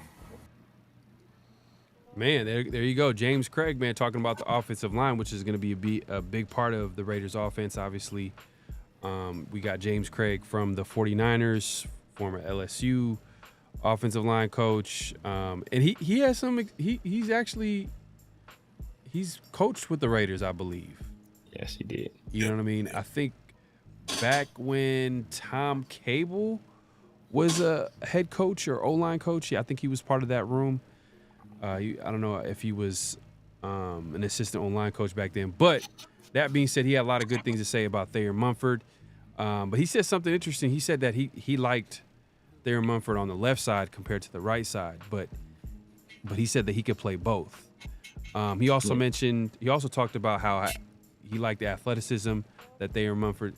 So they're like big on his athleticism. And Severe, we talked about like, man, Thayer Munford, I don't know if he's the quickest guy, at an offensive line, especially at right tackle, especially with these edge rushers that could be explosive. You want a guy that could at least, block up some of these players. How do you feel about some of the comments that James Craig had to say, Severe? I think he's saying all the right things right now. We'll kind of see what happens once the bullets start really flying. We know that we already hearing that Max, who I'm assuming is lined up on that side, has been wreaking havoc all practices. But in all fairness, that is Max Crosby, right? That's probably the best pass rushing defensive end in my opinion, the best pass rushing defensive end in the league. So he's going to do that to you, especially a guy that is Miles? I would say as a pure pass rusher, yeah, I'm taking Max. I'm taking Max over Miles. That maybe some homerism there, but I'm taking Max. But I got you. But yeah, man. But so that's kind of to be expected right there, especially since Thayer, he is on that right side. He's the coach said, and I don't want to say he said in the past himself, that he's more comfortable and feels better on the left. Right now, this is kind of a move of more than anything else out of necessity, because who else were we going to really play there, right? It's either him or Del Marglaze. So at this point, you kind of kind of go with the veteran guy who's been out there, who's actually played the position before and seen some live NFL action. Still have questions. As much as they want to talk about his athleticism, I still have questions about his agility and his foot movement, his footwork, especially in the zone blocking scheme where that's going to be even more accentuated. So we kind of see. I think I heard he's dropped some weight, so that is a good thing. But he's never been a guy that has been overly agile or overly quick-footed. So you start asking him to reach block and do all these things. I'm not sure if that's something that's gonna really take. But you never know. So we'll kind of have to see once the season starts. Yeah, you gotta read between the lines with some of these pressers and interviews and the players talking about the team, because they're not gonna really say too much outside of what they are. You know what I mean? They're not gonna say something controversial. The coaches are not gonna go too hard on the players. The players are not gonna go too hard on the coaches and on the team. Right. They're gonna keep it super positive. But then sometimes players or coaches can give you an insight on how they really feel about like the players and the coaches or anybody on the team, just by how they say something. But was there anything that James Craig said about Thayer Munford, Mike, that would make you? Are they 100% confident in Thayer Munford on the right side, or are they all in? Like, what are they going to maybe get somebody else, or they feel like Andres Peat could possibly be that guy? I know AP came out and said that he's going to be a backup left tackle and offensive guard. I think a backup offensive guard. They're not really looking at him to be a guy in competition at the right tackle spot. But how do you feel about what James Craig had to say? Yeah, I like the depth that we do have. Like there's a lot of versatile guys on this team, and what I think with Thayer Munford, they're going to give him a shot at right tackle. But one thing he did say was that he has the ability to play left tackle. So just in case Colton Miller isn't ready to go, with the shoulder, or maybe he goes down again, we can put Thayer Munford on the left side, and he, it's a natural position for him to do so. So you can move him over there, and then, now you got Andres Peat, or maybe you throw in the rookie on the right side, depending on, what's going on with him and his development. You can put him on the right side, and things should still go smoothly. So I do like the depth. I feel like they're 100% as of right now in on Thayer Munford being on the right side. He said that his film kind of popped out at him when he was looking, and it solidified that they didn't need to get a tackle. So, but they did. I mean, hey, it remains to be seen, right? Like I think that's big. I think that's big praise for Thayer Munford. That's putting a lot on it. I wouldn't say pressure, but for a coach to be like, we 100% believe in what you can do. It says a lot. It says a lot to him, and maybe that helps with his confidence as well. So we'll see, man. We'll see. Yeah, man. And James Craig wasn't done there. Here's another clip by. Hold on 1 second. This is annoying. I don't know why that's doing that. My bad, y'all. I don't know if y'all heard that, but let me go ahead and play this clip here by James Craig.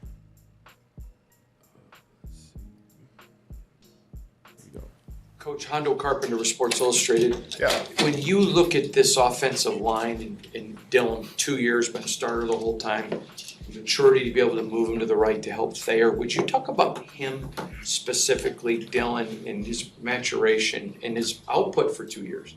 Yeah, he's first of all, very athletic young man. Got a good, strong lower body to him. Obviously has the strength and quickness to go along with what we want. And like you just said, he has that experience with last year. I think he's grown quite a bit from last season. Obviously, I wasn't around him that much, but I could see it right now, how he learns, how he's developing, and I think that's a huge asset for him on that right side with there. On the right side, I guess what goes into that decision of moving over there and having him on the right side. So yeah, you know what? just watching him and doing what we're doing is, we run more wide zone and things like that. And he's just more natural, especially him being a center. Sometimes centers are more natural being right-handed guys than they are left-handed guys for whatever reason. And he just moves, he's just more natural moving over there. And we just like the way his footwork was better over there and things like that. The game was more natural for him over there. That's why we moved him. Man, I think that deserves something right here. Shots fired, man. The last regime, man. What were they thinking? Moving Dylan Parham to left guard when they should have kept him at right guard, man. I don't know what they were thinking. You could hear James Craig talk about, like, when he says guys that are centers, they're more likely better on the right side. And, it's kind of interesting. Jackson Powers-Johnson, his experience was mostly at right guard. Pretty much the entire interior O-line, but mostly right guard and center. And he's going to be moved to left guard. Now, that being said, like, are you excited that Dylan Parham's going to go to the right side, or did you want him to stay on the left side? Mike. Oh, man. I'm glad that he's moving over to the right side because he does have experience at center. Some people can argue and say he plays better center than he does guard. That's what some people were saying.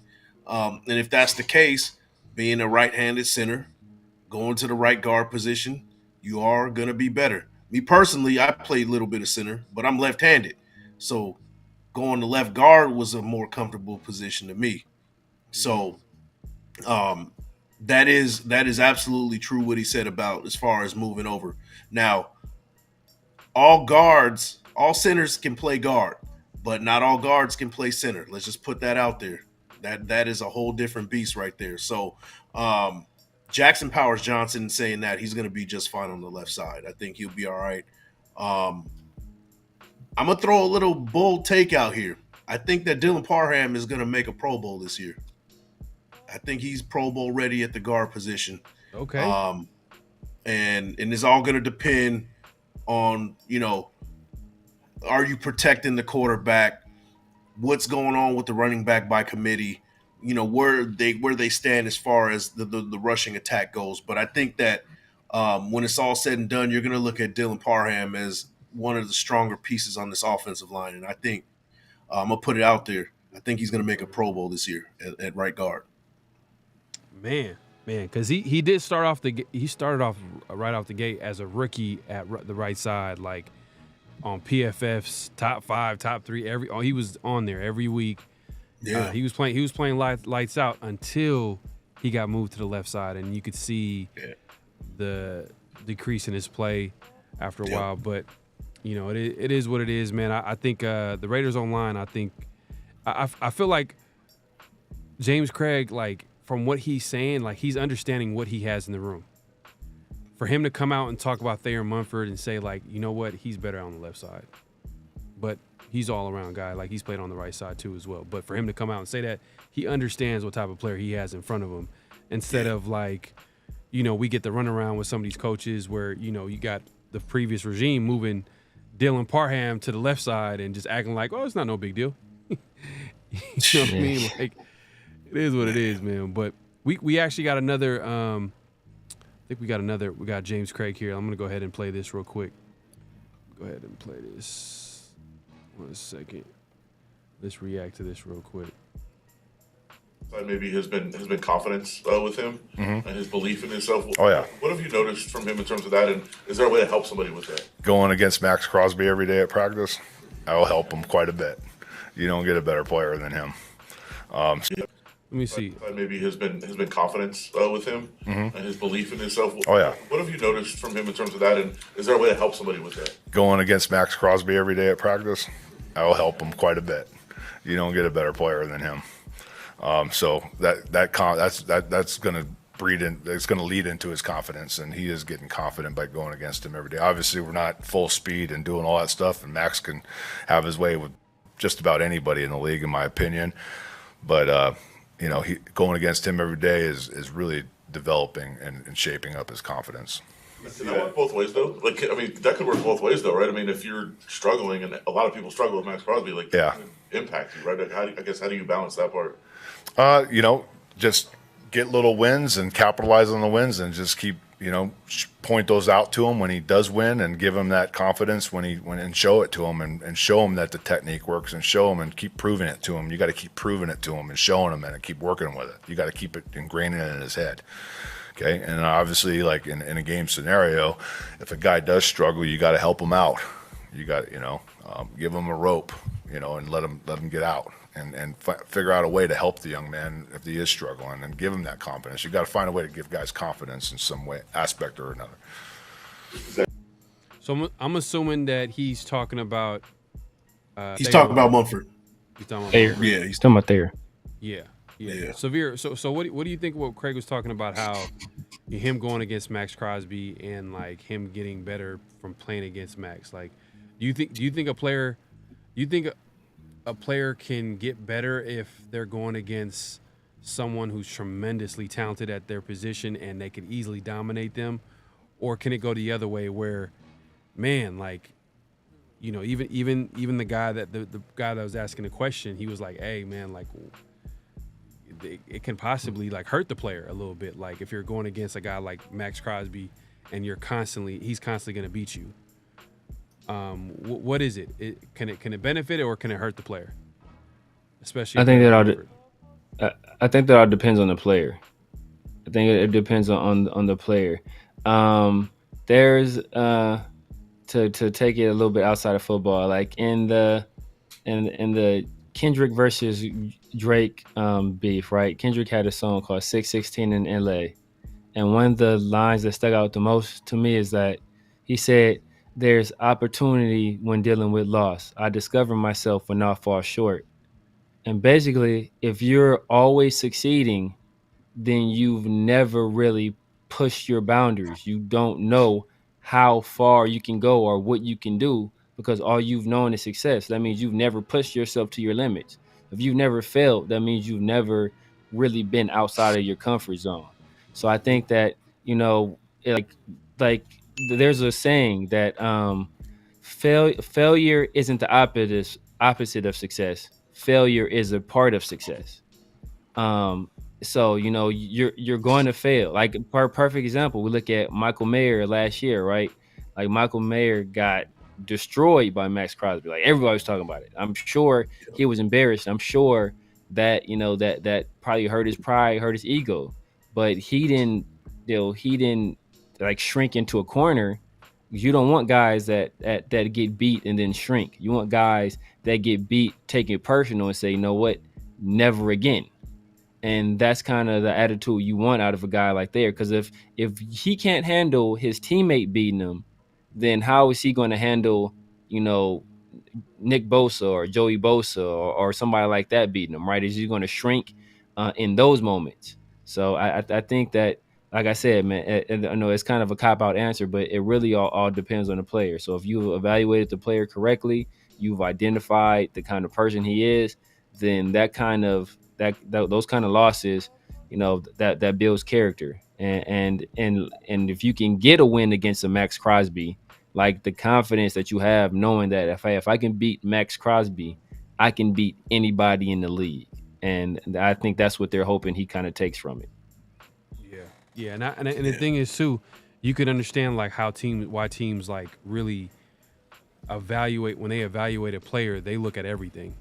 Yeah. They look at what he does on a football field. They look at his physical skill set, but also his mentality. But for some reason, the year that Leatherwood got drafted, the Raiders kind of forgot about that. Like, I don't know what happened. Man, I'm not gonna get into that, man. I'm not gonna get into that. I'm not gonna get that kind of nerves, bro. Man. I had to do it, man. Man. But Mike, man, like, how do you feel, man? What is your 2 cents on this conversation about, Thayer Mumford going against Max Crosby? Like, can it go the other way where, obviously you're going against Max and Max is just destroying you? Could hurt a player's confidence to the point where, he's not going to be the same? I just said Alex Leatherwood, but do you think a Thayer Mumford is an Alex Leatherwood? Do you think he's that type of player mentally? is he strong enough? Can he be that player at right tackle? Let's compare the two and their road up to this point. Alex Leatherwood, he was considered one of the best offensive linemen in the country at the University of Alabama. Did he necessarily see the adversity early on, right? No, probably not. Not at Alabama, right? He probably didn't struggle much. Came to the NFL and struggled. Exposed what type of person he is. Let's go look at Thayer Munford starting in college, right? Severe, correct me if I'm wrong. He had a higher stock as was it a guard at some point, but he came out and got moved over to tackle, and then his stock dropped just a little bit. He got dropped to the 7th round, but if he would have came out a year earlier, he would have been like a 2nd, 3rd round guy. And that controversy, that adversity kind of builds character. Like, oh man, I was looking at 2nd round money. I was looking at 3rd round money. Now I'm struggling to even make a football team. And coming into the Raiders, bringing that mentality, that fight all the time mentality. I think that Munford can actually, he can benefit from this. I think that he does respond well to getting beat up a little bit by Max Crosby. I think he has what it takes, guts wise and fortitude wise, to get over that and make things happen. Just based on his path leading up to this point. Now, compare it to Leatherwood. Leatherwood, I don't know what his background is, but this is a guy that didn't seem like he was really into football. You could tell that from the press conferences. Like he seemed real aloof. He seemed like he'd rather watch anime. Nothing wrong with anime, but he would rather sit and watch TV and anime and be at Comic-Con rather than, dig in and go and play the game and sharpen his craft. Thayer Munford's not that dude. So in saying all that, I think it's going to build him up, and I think he has the right mentality to kind of take all of it in and take his lumps in and learn from it. Yeah, I hope so too, man. And you made a good point. Like they way different, two different players, different ways that they got to the league. Obviously, Leatherwood got overdrafted in the 1st round. That's not his fault either. Yeah, it's not his fault, but it is what it is, man. But Munford, hopefully, he is that guy, and hopefully a guy like Max Crosby makes him into a great player or a pretty good player. And I'm hoping the same for that cornerback room, because they're going against Devontae Adams, Jacoby Myers. You know what I mean? They're going against these offensive weapons on offense, these receivers. Hopefully that makes the cornerback room that much better. So we'll see, man. Hopefully iron sharpens iron. But let's end it on a high note, man. I talked about it earlier on the show. My guy, Rob Ryan, man. This dude is a Raider. I don't care where he coached at, where he was at, where he left. He left. He probably took a long little vacation, but he's always been a Raider. If you know, you know. So let me go ahead and play a clip out of Rob Ryan's presser. Coach, you mentioned Marcus Epps a couple times. How big was he for the development of Trayvon Merrick as well? Oh, amazing. Trayvon is the most talented safety in football. Now, he's just got to, bring it, and he's getting better each time. Now he's got a number change. Man, is he good now. But sometimes those number changes really change. But Epps has been great for him. Like, how'd that Philadelphia defense look without Epps? Oops, when you take a guy like that, a guy who knows the game, slows the game down for everybody, you take him away from the defense, it's a hard thing. The same thing happened to me in New Orleans when we went from, being great to horrible. But when we lost, Malcolm Jenkins. But he's that impactful. But Trayvon is, sky's the limit for him. We know how talented he is. But Epps is just that guy, that gritty guy, the gym rat, that makes everybody better. Yeah, man. Hey, man, we literally could have just played the whole presser for Rob Ryan, because that was fire, man. Rob Ryan got me wanting to bet some money on the Raiders, man. Like, damn, real, right? man. And I mentioned earlier, he talked about Max Crosby being the best player he's seen in the last 30 years. You just heard him talk about Marcus Epps and Trayvon Moehrig. You know what I mean? That safety room, which is kind of underrated. We're not really talking about the safety room like that because you know why? It's not a problem right now. It's not an issue. Like they did their job. Can Moehrig take that? I'm gonna pass this to Mike, man. Can Moehrig take that next step this season? Can he turn into that playmaker? Because he hasn't. Don't get me wrong. Like I feel like he played pretty well last season. I think he pretty well. But can he take that next step at that safety position where he's a playmaker, or maybe that's just not his game? He's just a solid player. He's not gonna make a lot of mistakes. Will he make that next step next season? Ah, man. I think it's a little bit of both of what you said. I think that he will make a lot more plays this season than he's done in years past, partially because it's a money year. You know, there's some money on the line this year. So I think he will make a lot more plays this year. But are we looking at, leading the league in interceptions and things like that from Merrick? I don't think that's the case. I was surprised to see what he said about Epps, and I think a lot of people should really start giving Epps his flowers because what people are saying automatically right now, we got 30 some odd million in cap space. Justin Simmons is out there. Let's bring in Justin Simmons. We don't need Justin Simmons. Right. We don't need Justin Simmons.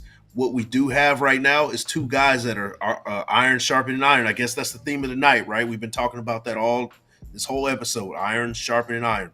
We saw that with Merrick at the beginning of the season where Severe, me and you were talking at the beginning of the season, we were ready to can Merrick. It was time to go. It was time to go for him. And as the season progressed, he got better, and I think it was because of the presence of Epps. Now, he said about that Eagles defense from, their Super Bowl year in comparison to last year wasn't the same. And it's because you took a strong guy, that nucleus, arguably, of that defense, and he's gone now. And now he's not the big stat maker. He's not the big stat guy, but he was that nucleus, maybe even a green dot or just the heart and leader of that defense. And you remove that. That will break a team, And we got somebody special like that in Epps. And we should be giving him a lot more flowers. And he played a big part on not the development, but maybe just the confidence in Merrick. Mm-hmm. And he should be getting some more credit for that as well. So Merrick, he could have a career year. Now is it going to be that big, going to have that big season like, Pro Bowl type of year? I don't think so. But I think he'll do his job, and I think he'll do it well. Yeah, and it's funny too about Epps is that last offseason, we were hearing how close and Merrick got in that safety room. They were able to, you could tell like he took him under his wing, and obviously Epps being a veteran and a guy like Merrick, he was going into his second, third year in the league. Yep. But it was his second year in that defense, and now it's going to be his third year in this defense. Yeah. And when you start playing in the same system, it's understandably it makes sense for players to play a whole lot faster. So we'll see if Merrick could take that next step and start just playing, not thinking, but just out there just playing and see if he could make a play on the ball. But Severe, man, what were your thoughts on Rob Ryan, man? Because I know you probably could say a lot about the entire presser that he had, but what were your thoughts on the comments he had about Epps and Moehrig and all that good stuff? Yeah, man, I think that's good, man. I think there was a little bit of hyperbole there. I wouldn't put Merrick. I wouldn't put him over, Jesse Bates. I might not even put him over Javon Holland. So there's a few guys out there who I think are more talented, but I just think that Trayvon, he still has a whole bunch of untapped potential, and I think that we're starting to see that potential kind of come to the surface, and I think Marcus Epps has a lot to do with that. And you think about the safety position, and like the safety is there are basically two people on the football field that see the entire field, and they're the safeties and the quarterback. Those are the guys that see everything, right?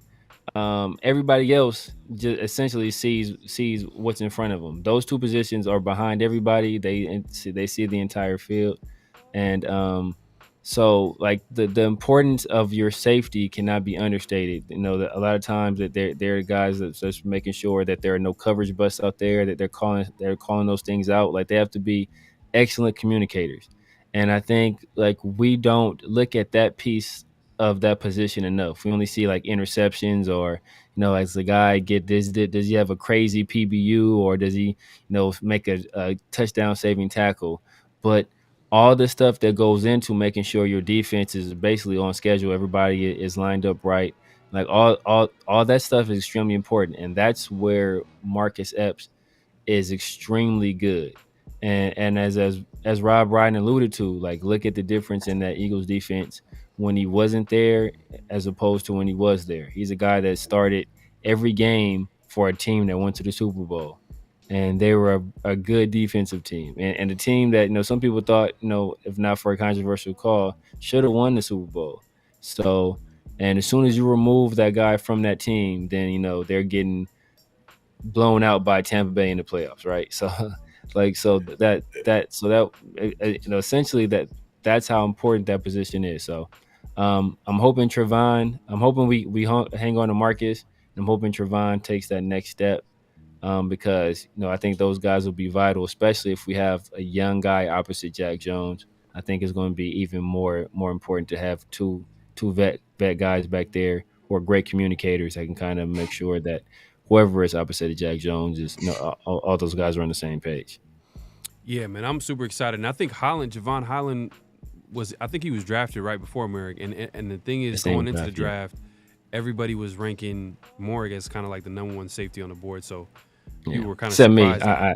I had Javon. I had Richie Grant above Javon Holland. I'm above both of them actually. Richie Grant, he's a good player. He's a good player, but. Where's he playing for? What team is he playing for right now? I want to say he's the Jaguars. I want to say I forgot where. I think the Jaguars. I want to say the Jaguars. And I think one of the reasons why like Rob Ryan was talking about Moehrig like that because it's just how talented he is.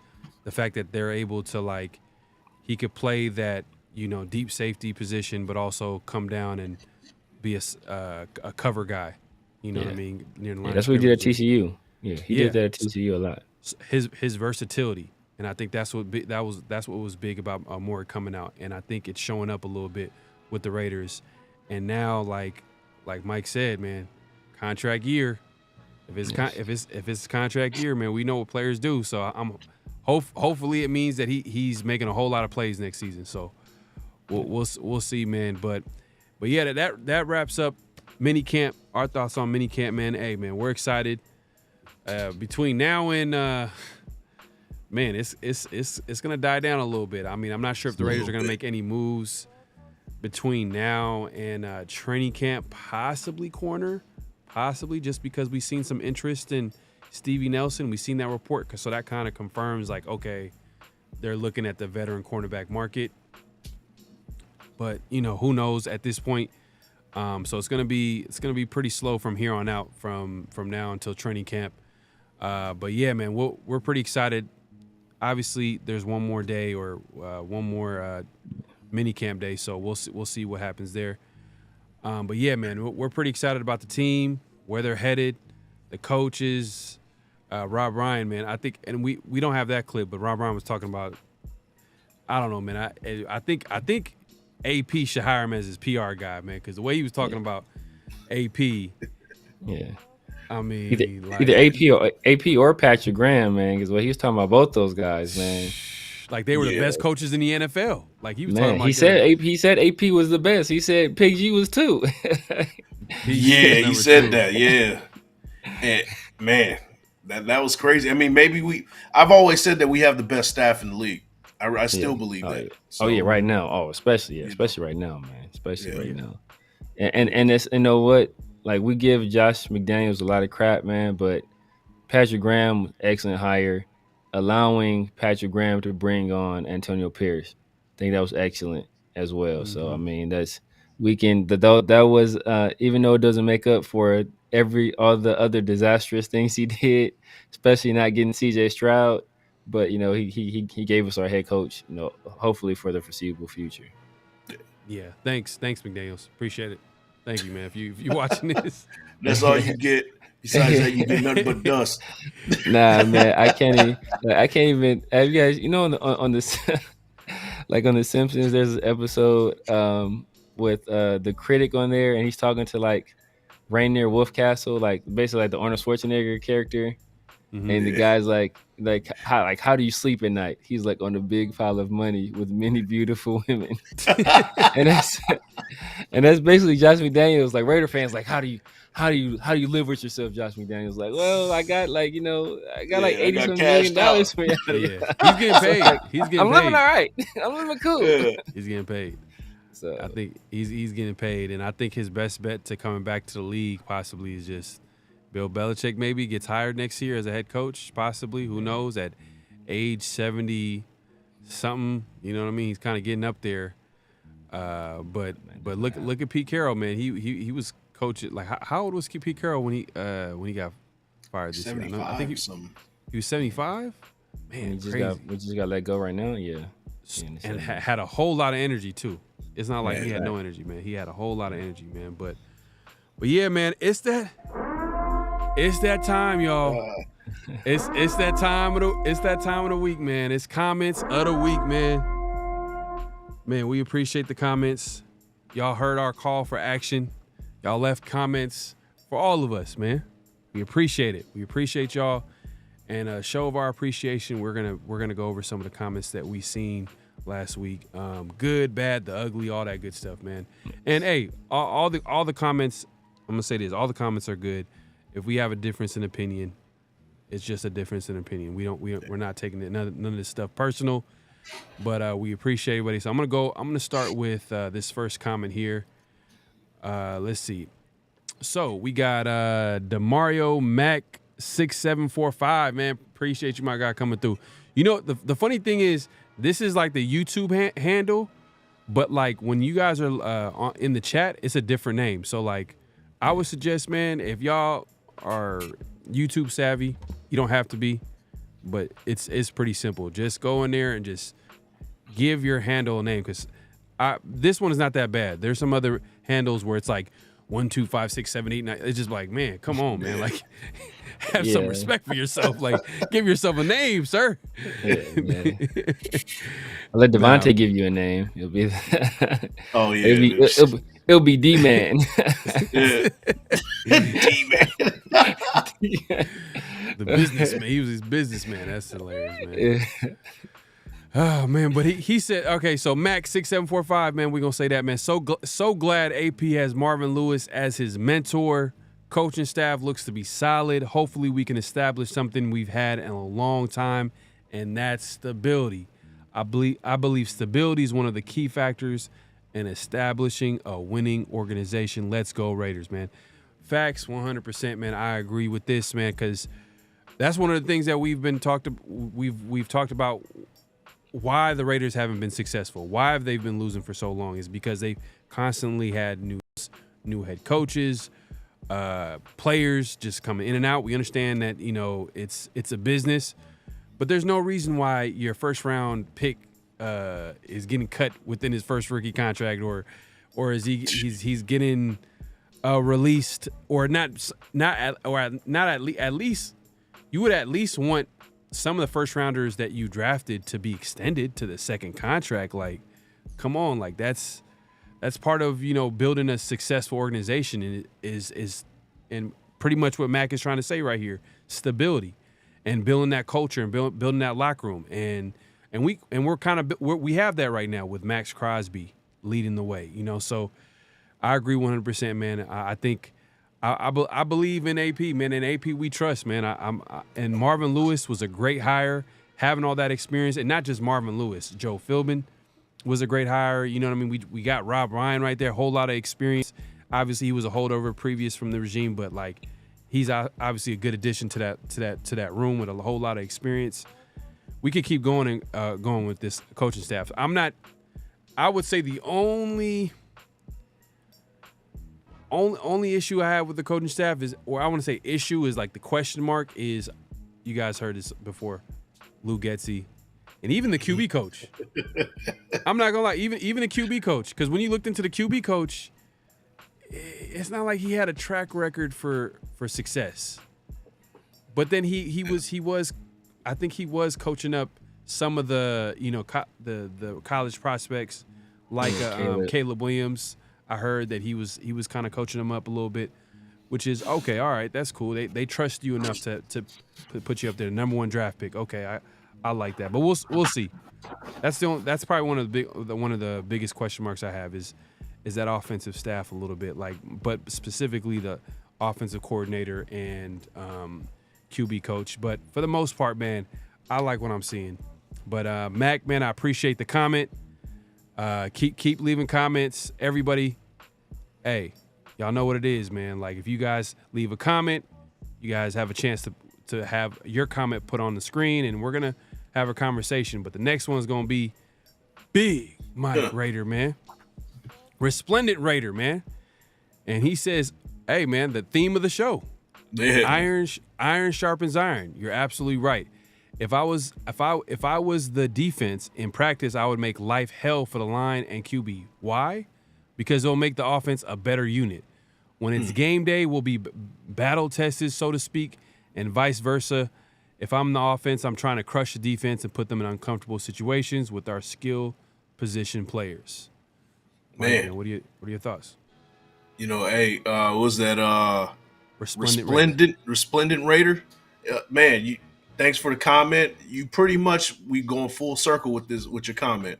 We pretty much talked about that earlier with, the defense pretty much giving the offense fits. Now, as far as the offense goes, they're struggling right now. Is that because the defense is giving them fits, or is it AOC, Minshew, they're just not grasping the offense as fast as you would like? We don't know. But that's what you would want to see from the defensive perspective, is giving the offense nothing but hell, like you said, right? Just constantly giving them that full on that treatment to sharpen them up. And maybe I was a little bit hyperbolic when I said 50-50, right? Shout out to the 50-50, but shout out 50-50. Hey, the goal is to get as close to 50-50 as possible, right? That's kind of what you're trying to get to, and at some point you would hope that this offense catches up to what the defense does just a little bit. The defense is going to get better. You're not going to catch up to it, but what you hope is that you kind of close the gap just a little bit. So you pretty much, you said it perfectly, man. And I don't know if you're a fortune teller, but you stated right along the theme of the show, iron sharpening iron. And that's what we're hoping for this season. Facts, man. Great comment. Appreciate you, Resplendent Raider, man. Keep commenting. And like I said, man, anybody wants to have their comment on the screen and we react to it, just leave a comment, man. Let us know in the comment section, man. And obviously the chat, we'll be in the chat too as well and responding. But another way, people watching the replay, make sure to leave a comment. And we want to hear your thoughts, man, at the end of the day. Like, we want to hear from y'all. Like, do y'all agree? Y'all disagree? Let us know what y'all thoughts on the Raiders, how the season's going to go and all that good stuff. But we're not done yet, man. We got one last comment, and we're going to leave it for the Severe Raider. Safe B Layer, man. Appreciate you, man. He says right there, man. He calls out Severe, man. He's like, Severe, did the Raiders draft a tight end or a playmaker? You brought up wiggle. None of those tight ends you mentioned have more wiggle. They might have, I don't know why wiggle sounds funny right now. They might have better route running, but we haven't seen Brock in the pros. Did you look at the college film of the other tight ends? So I think he's speaking to, Severe's take on Brock Bowers and some of the things that he feels like he can get better at. But Severe, what are your thoughts, man? Yeah, so I think he's talking about when I mentioned the tight ends that I saw in the past. So I think, and shout out to Safe Blair, I think Safe Blair kind of missed the boat on this one, because the reason I brought up those tight ends and I talked about wiggle was in relation to Brock Bowers' route running. So he essentially just conceded the point that all these tight ends were better at route running. And that was my entire point, is that Brock Bowers is a very incomplete as a route runner, right? He's not a guy, and maybe I shouldn't. Maybe people keep getting stuck on the word wiggle. He doesn't have. He's not savvy in his routes. He doesn't have a lot of east west. He's more north south, northwest. I mean, northeast. That kind of stuff. He's good going diagonal, going straight. Ask him to go in 90-degree angles, or come back. Like, he's not great at that stuff. He's not good at, hey, I'm gonna go this way. Psych, I'm coming back this way. East and west type stuff. He's not good at that stuff. And I brought up those other guys. Those guys. Some of the guys. I think I brought up Antonio Gates. I brought up Tony Gonzalez. I did watch those guys, but also those guys were also high level basketball players. And one thing we've noticed about guys who have a history of being high level basketball players, those guys are usually good route runners. You think about Jacoby, you think about Devontae.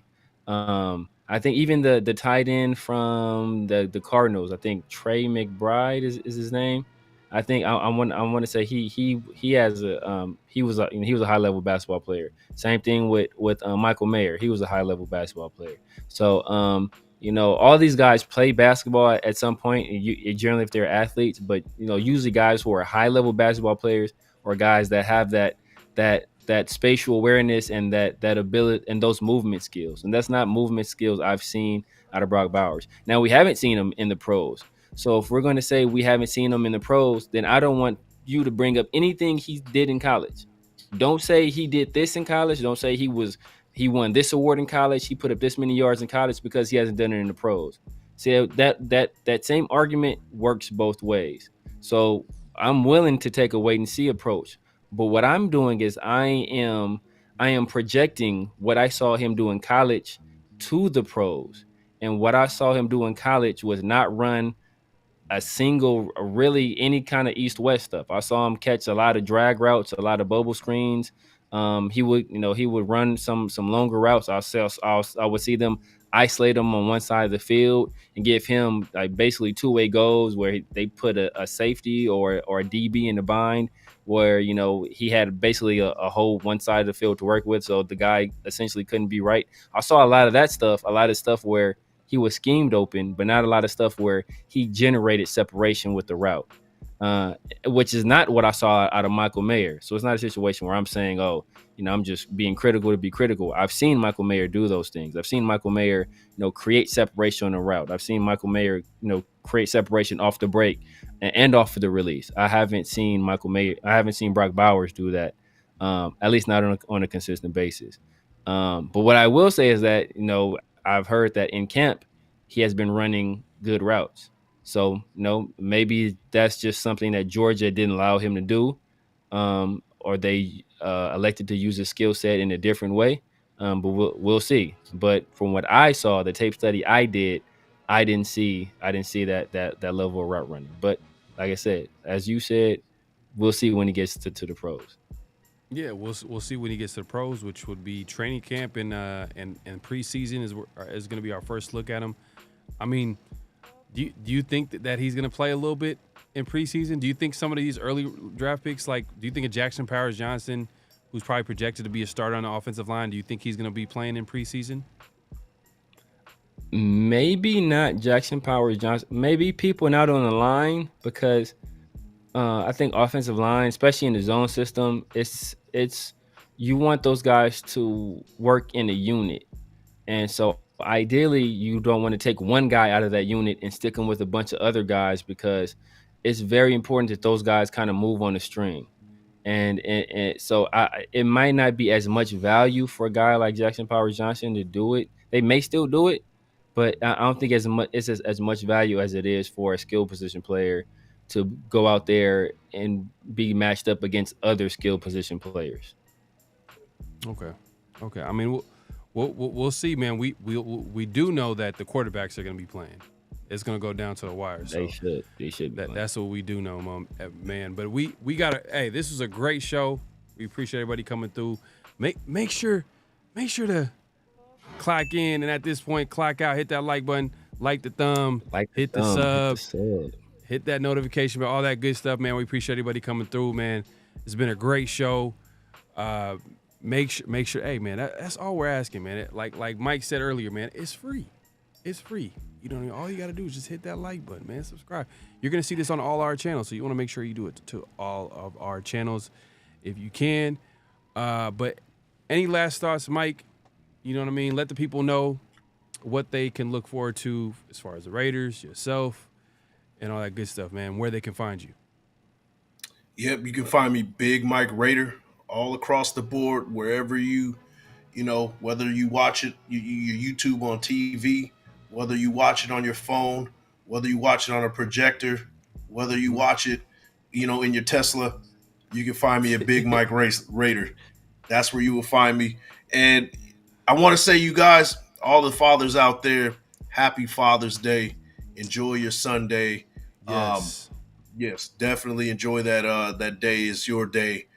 So enjoy that. And rest in peace to the logo, Jerry West. We were talking about basketball earlier, and it was immediately on my mind. Didn't get a chance to say it, but definitely a legend, a Laker legend, an NBA legend. He's the logo, and I hope they never change that. Rest in peace to Jerry West. Yeah, no, facts. Rest in peace to Jerry West, man. The architect to the early dynasty Lakers, as far as like the Shaq and Kobe Lakers, and obviously the Warriors, and you know, he obviously had a tremendous amount of success as a player in the NBA, man. So yeah, rest in peace to Jerry West, man. But Severe, man, let the people know where they can find you, what they can look forward to, all that good stuff, and anything about the Raiders that you want to talk about, you can if you want to, but let them know where they can find you. Yes, sir. Yes, sir. You guys know what it is. It's the Severe Raider. Basically, like Mike said, all across the board, YouTube, IG, Snapchat, TikTok, Twitter, X, whatever, all across the board. So holla at me. Excuse me, man, my voice going out. I got some stuff working out. I'm working on some videos. Hoping to drop those soon, man. Right now, doing that Cadillac Williams thing done messed my voice all up. Can't even talk, man. But man, I think the Jerry West news, man, got him choked up. Man. Exactly, man. I'm choking up thinking about Jerry West, man. But yeah, man, I got some stuff I'm working on, man. Also got some lives I'm probably going to be doing, trying to figure out the schedule. Fitting that in with my son's practices, and I'm getting him a trainer and all that stuff. So trying to figure that in, but we're going to make that happen. But like Mike said, man, R.I.P. to Jerry West, man. One of the greatest, ever. Guy that's going to be soon to be inducted in the Basketball Hall of Fame, not only as a player but as an executive or a contributor as well. There's only been one other person that went in as a player and non-player, and that's Lenny Wilkins, who went in as a player as a coach. So he is going to be in rarefied air, man. And he's one of the best GMs of all time, regardless of sports, man. So if only the Raiders could find their Jerry West, man, we would be in great hands. Man, I think that's the missing ingredient, man. I think that's the ingredient. Yeah. I think we need to have that exec, man. That's above a GM, above the head coach, and kind of gives that separation from the team from Mark Davis. Mark Davis gets to enjoy the team and run the team, but he doesn't have to make all the – even though he says he doesn't know a lot about football and he doesn't make the football decisions, he kind of does. If you're firing the coaches, if you're hiring the coaches, if you're – that's a whole different conversation for another day. But, hey, look, if y'all know, man. If y'all can see it on the screen, PharoahNFL, Pharoah NFL, like you see it on the screen. You can find me all over social media with that name, as well as YouTube, man. Make sure to subscribe to the YouTube channel, man. I'm right around the corner from 5,000, man. So I'm trying to get to that big number, man. So if y'all get them there, man. Do me a favor, man. I'm trying to get to that big number, man. But I appreciate the support. Look, what to look forward to, man. Look, we 50-50 show every Mondays. We've been consistent, y'all. I'm hoping you guys notice. Every Monday we got the 50-50 show, and obviously every Thursday we drop this around the shield, man. Hey, man, look, I'm telling you right now, man. Make you guys need to tune in. In order to tune in, you got to make sure to like the video, comment, subscribe, hit the notification bell. We appreciate the support. Hey, man. Any last thoughts, man? Anything that you want to say to Raider Nation? I know we're excited about the NFL season right now. It's gonna be pretty quiet until training camp. But any last thoughts, man? Nah, that's it, man. That's it. Yeah, all right, man. I will say this. My guy Rob Ryan talked about people changing their numbers. The last Raider I know that changed their number was Josh Jacobs. So let's just hope that. Oh no!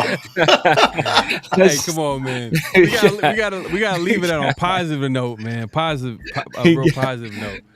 Man. It's all bad because AOC, Trevon Merrick, and Zamir White all changed their number, man. So yeah, man. But yeah, maybe Josh Jacobs was the exception. He's gonna be the exception. Possibly. He's gonna be the exception. But hey, look, man, we appreciate everybody coming through, man. Hey, look, like I said, make sure to clack out, like the thumb, hit the notification bell, all that good stuff. Till next time, man. We'll see y'all soon. All right. Peace. Peace. Just win, baby. Hello? You play to win the game. You don't play to just play it.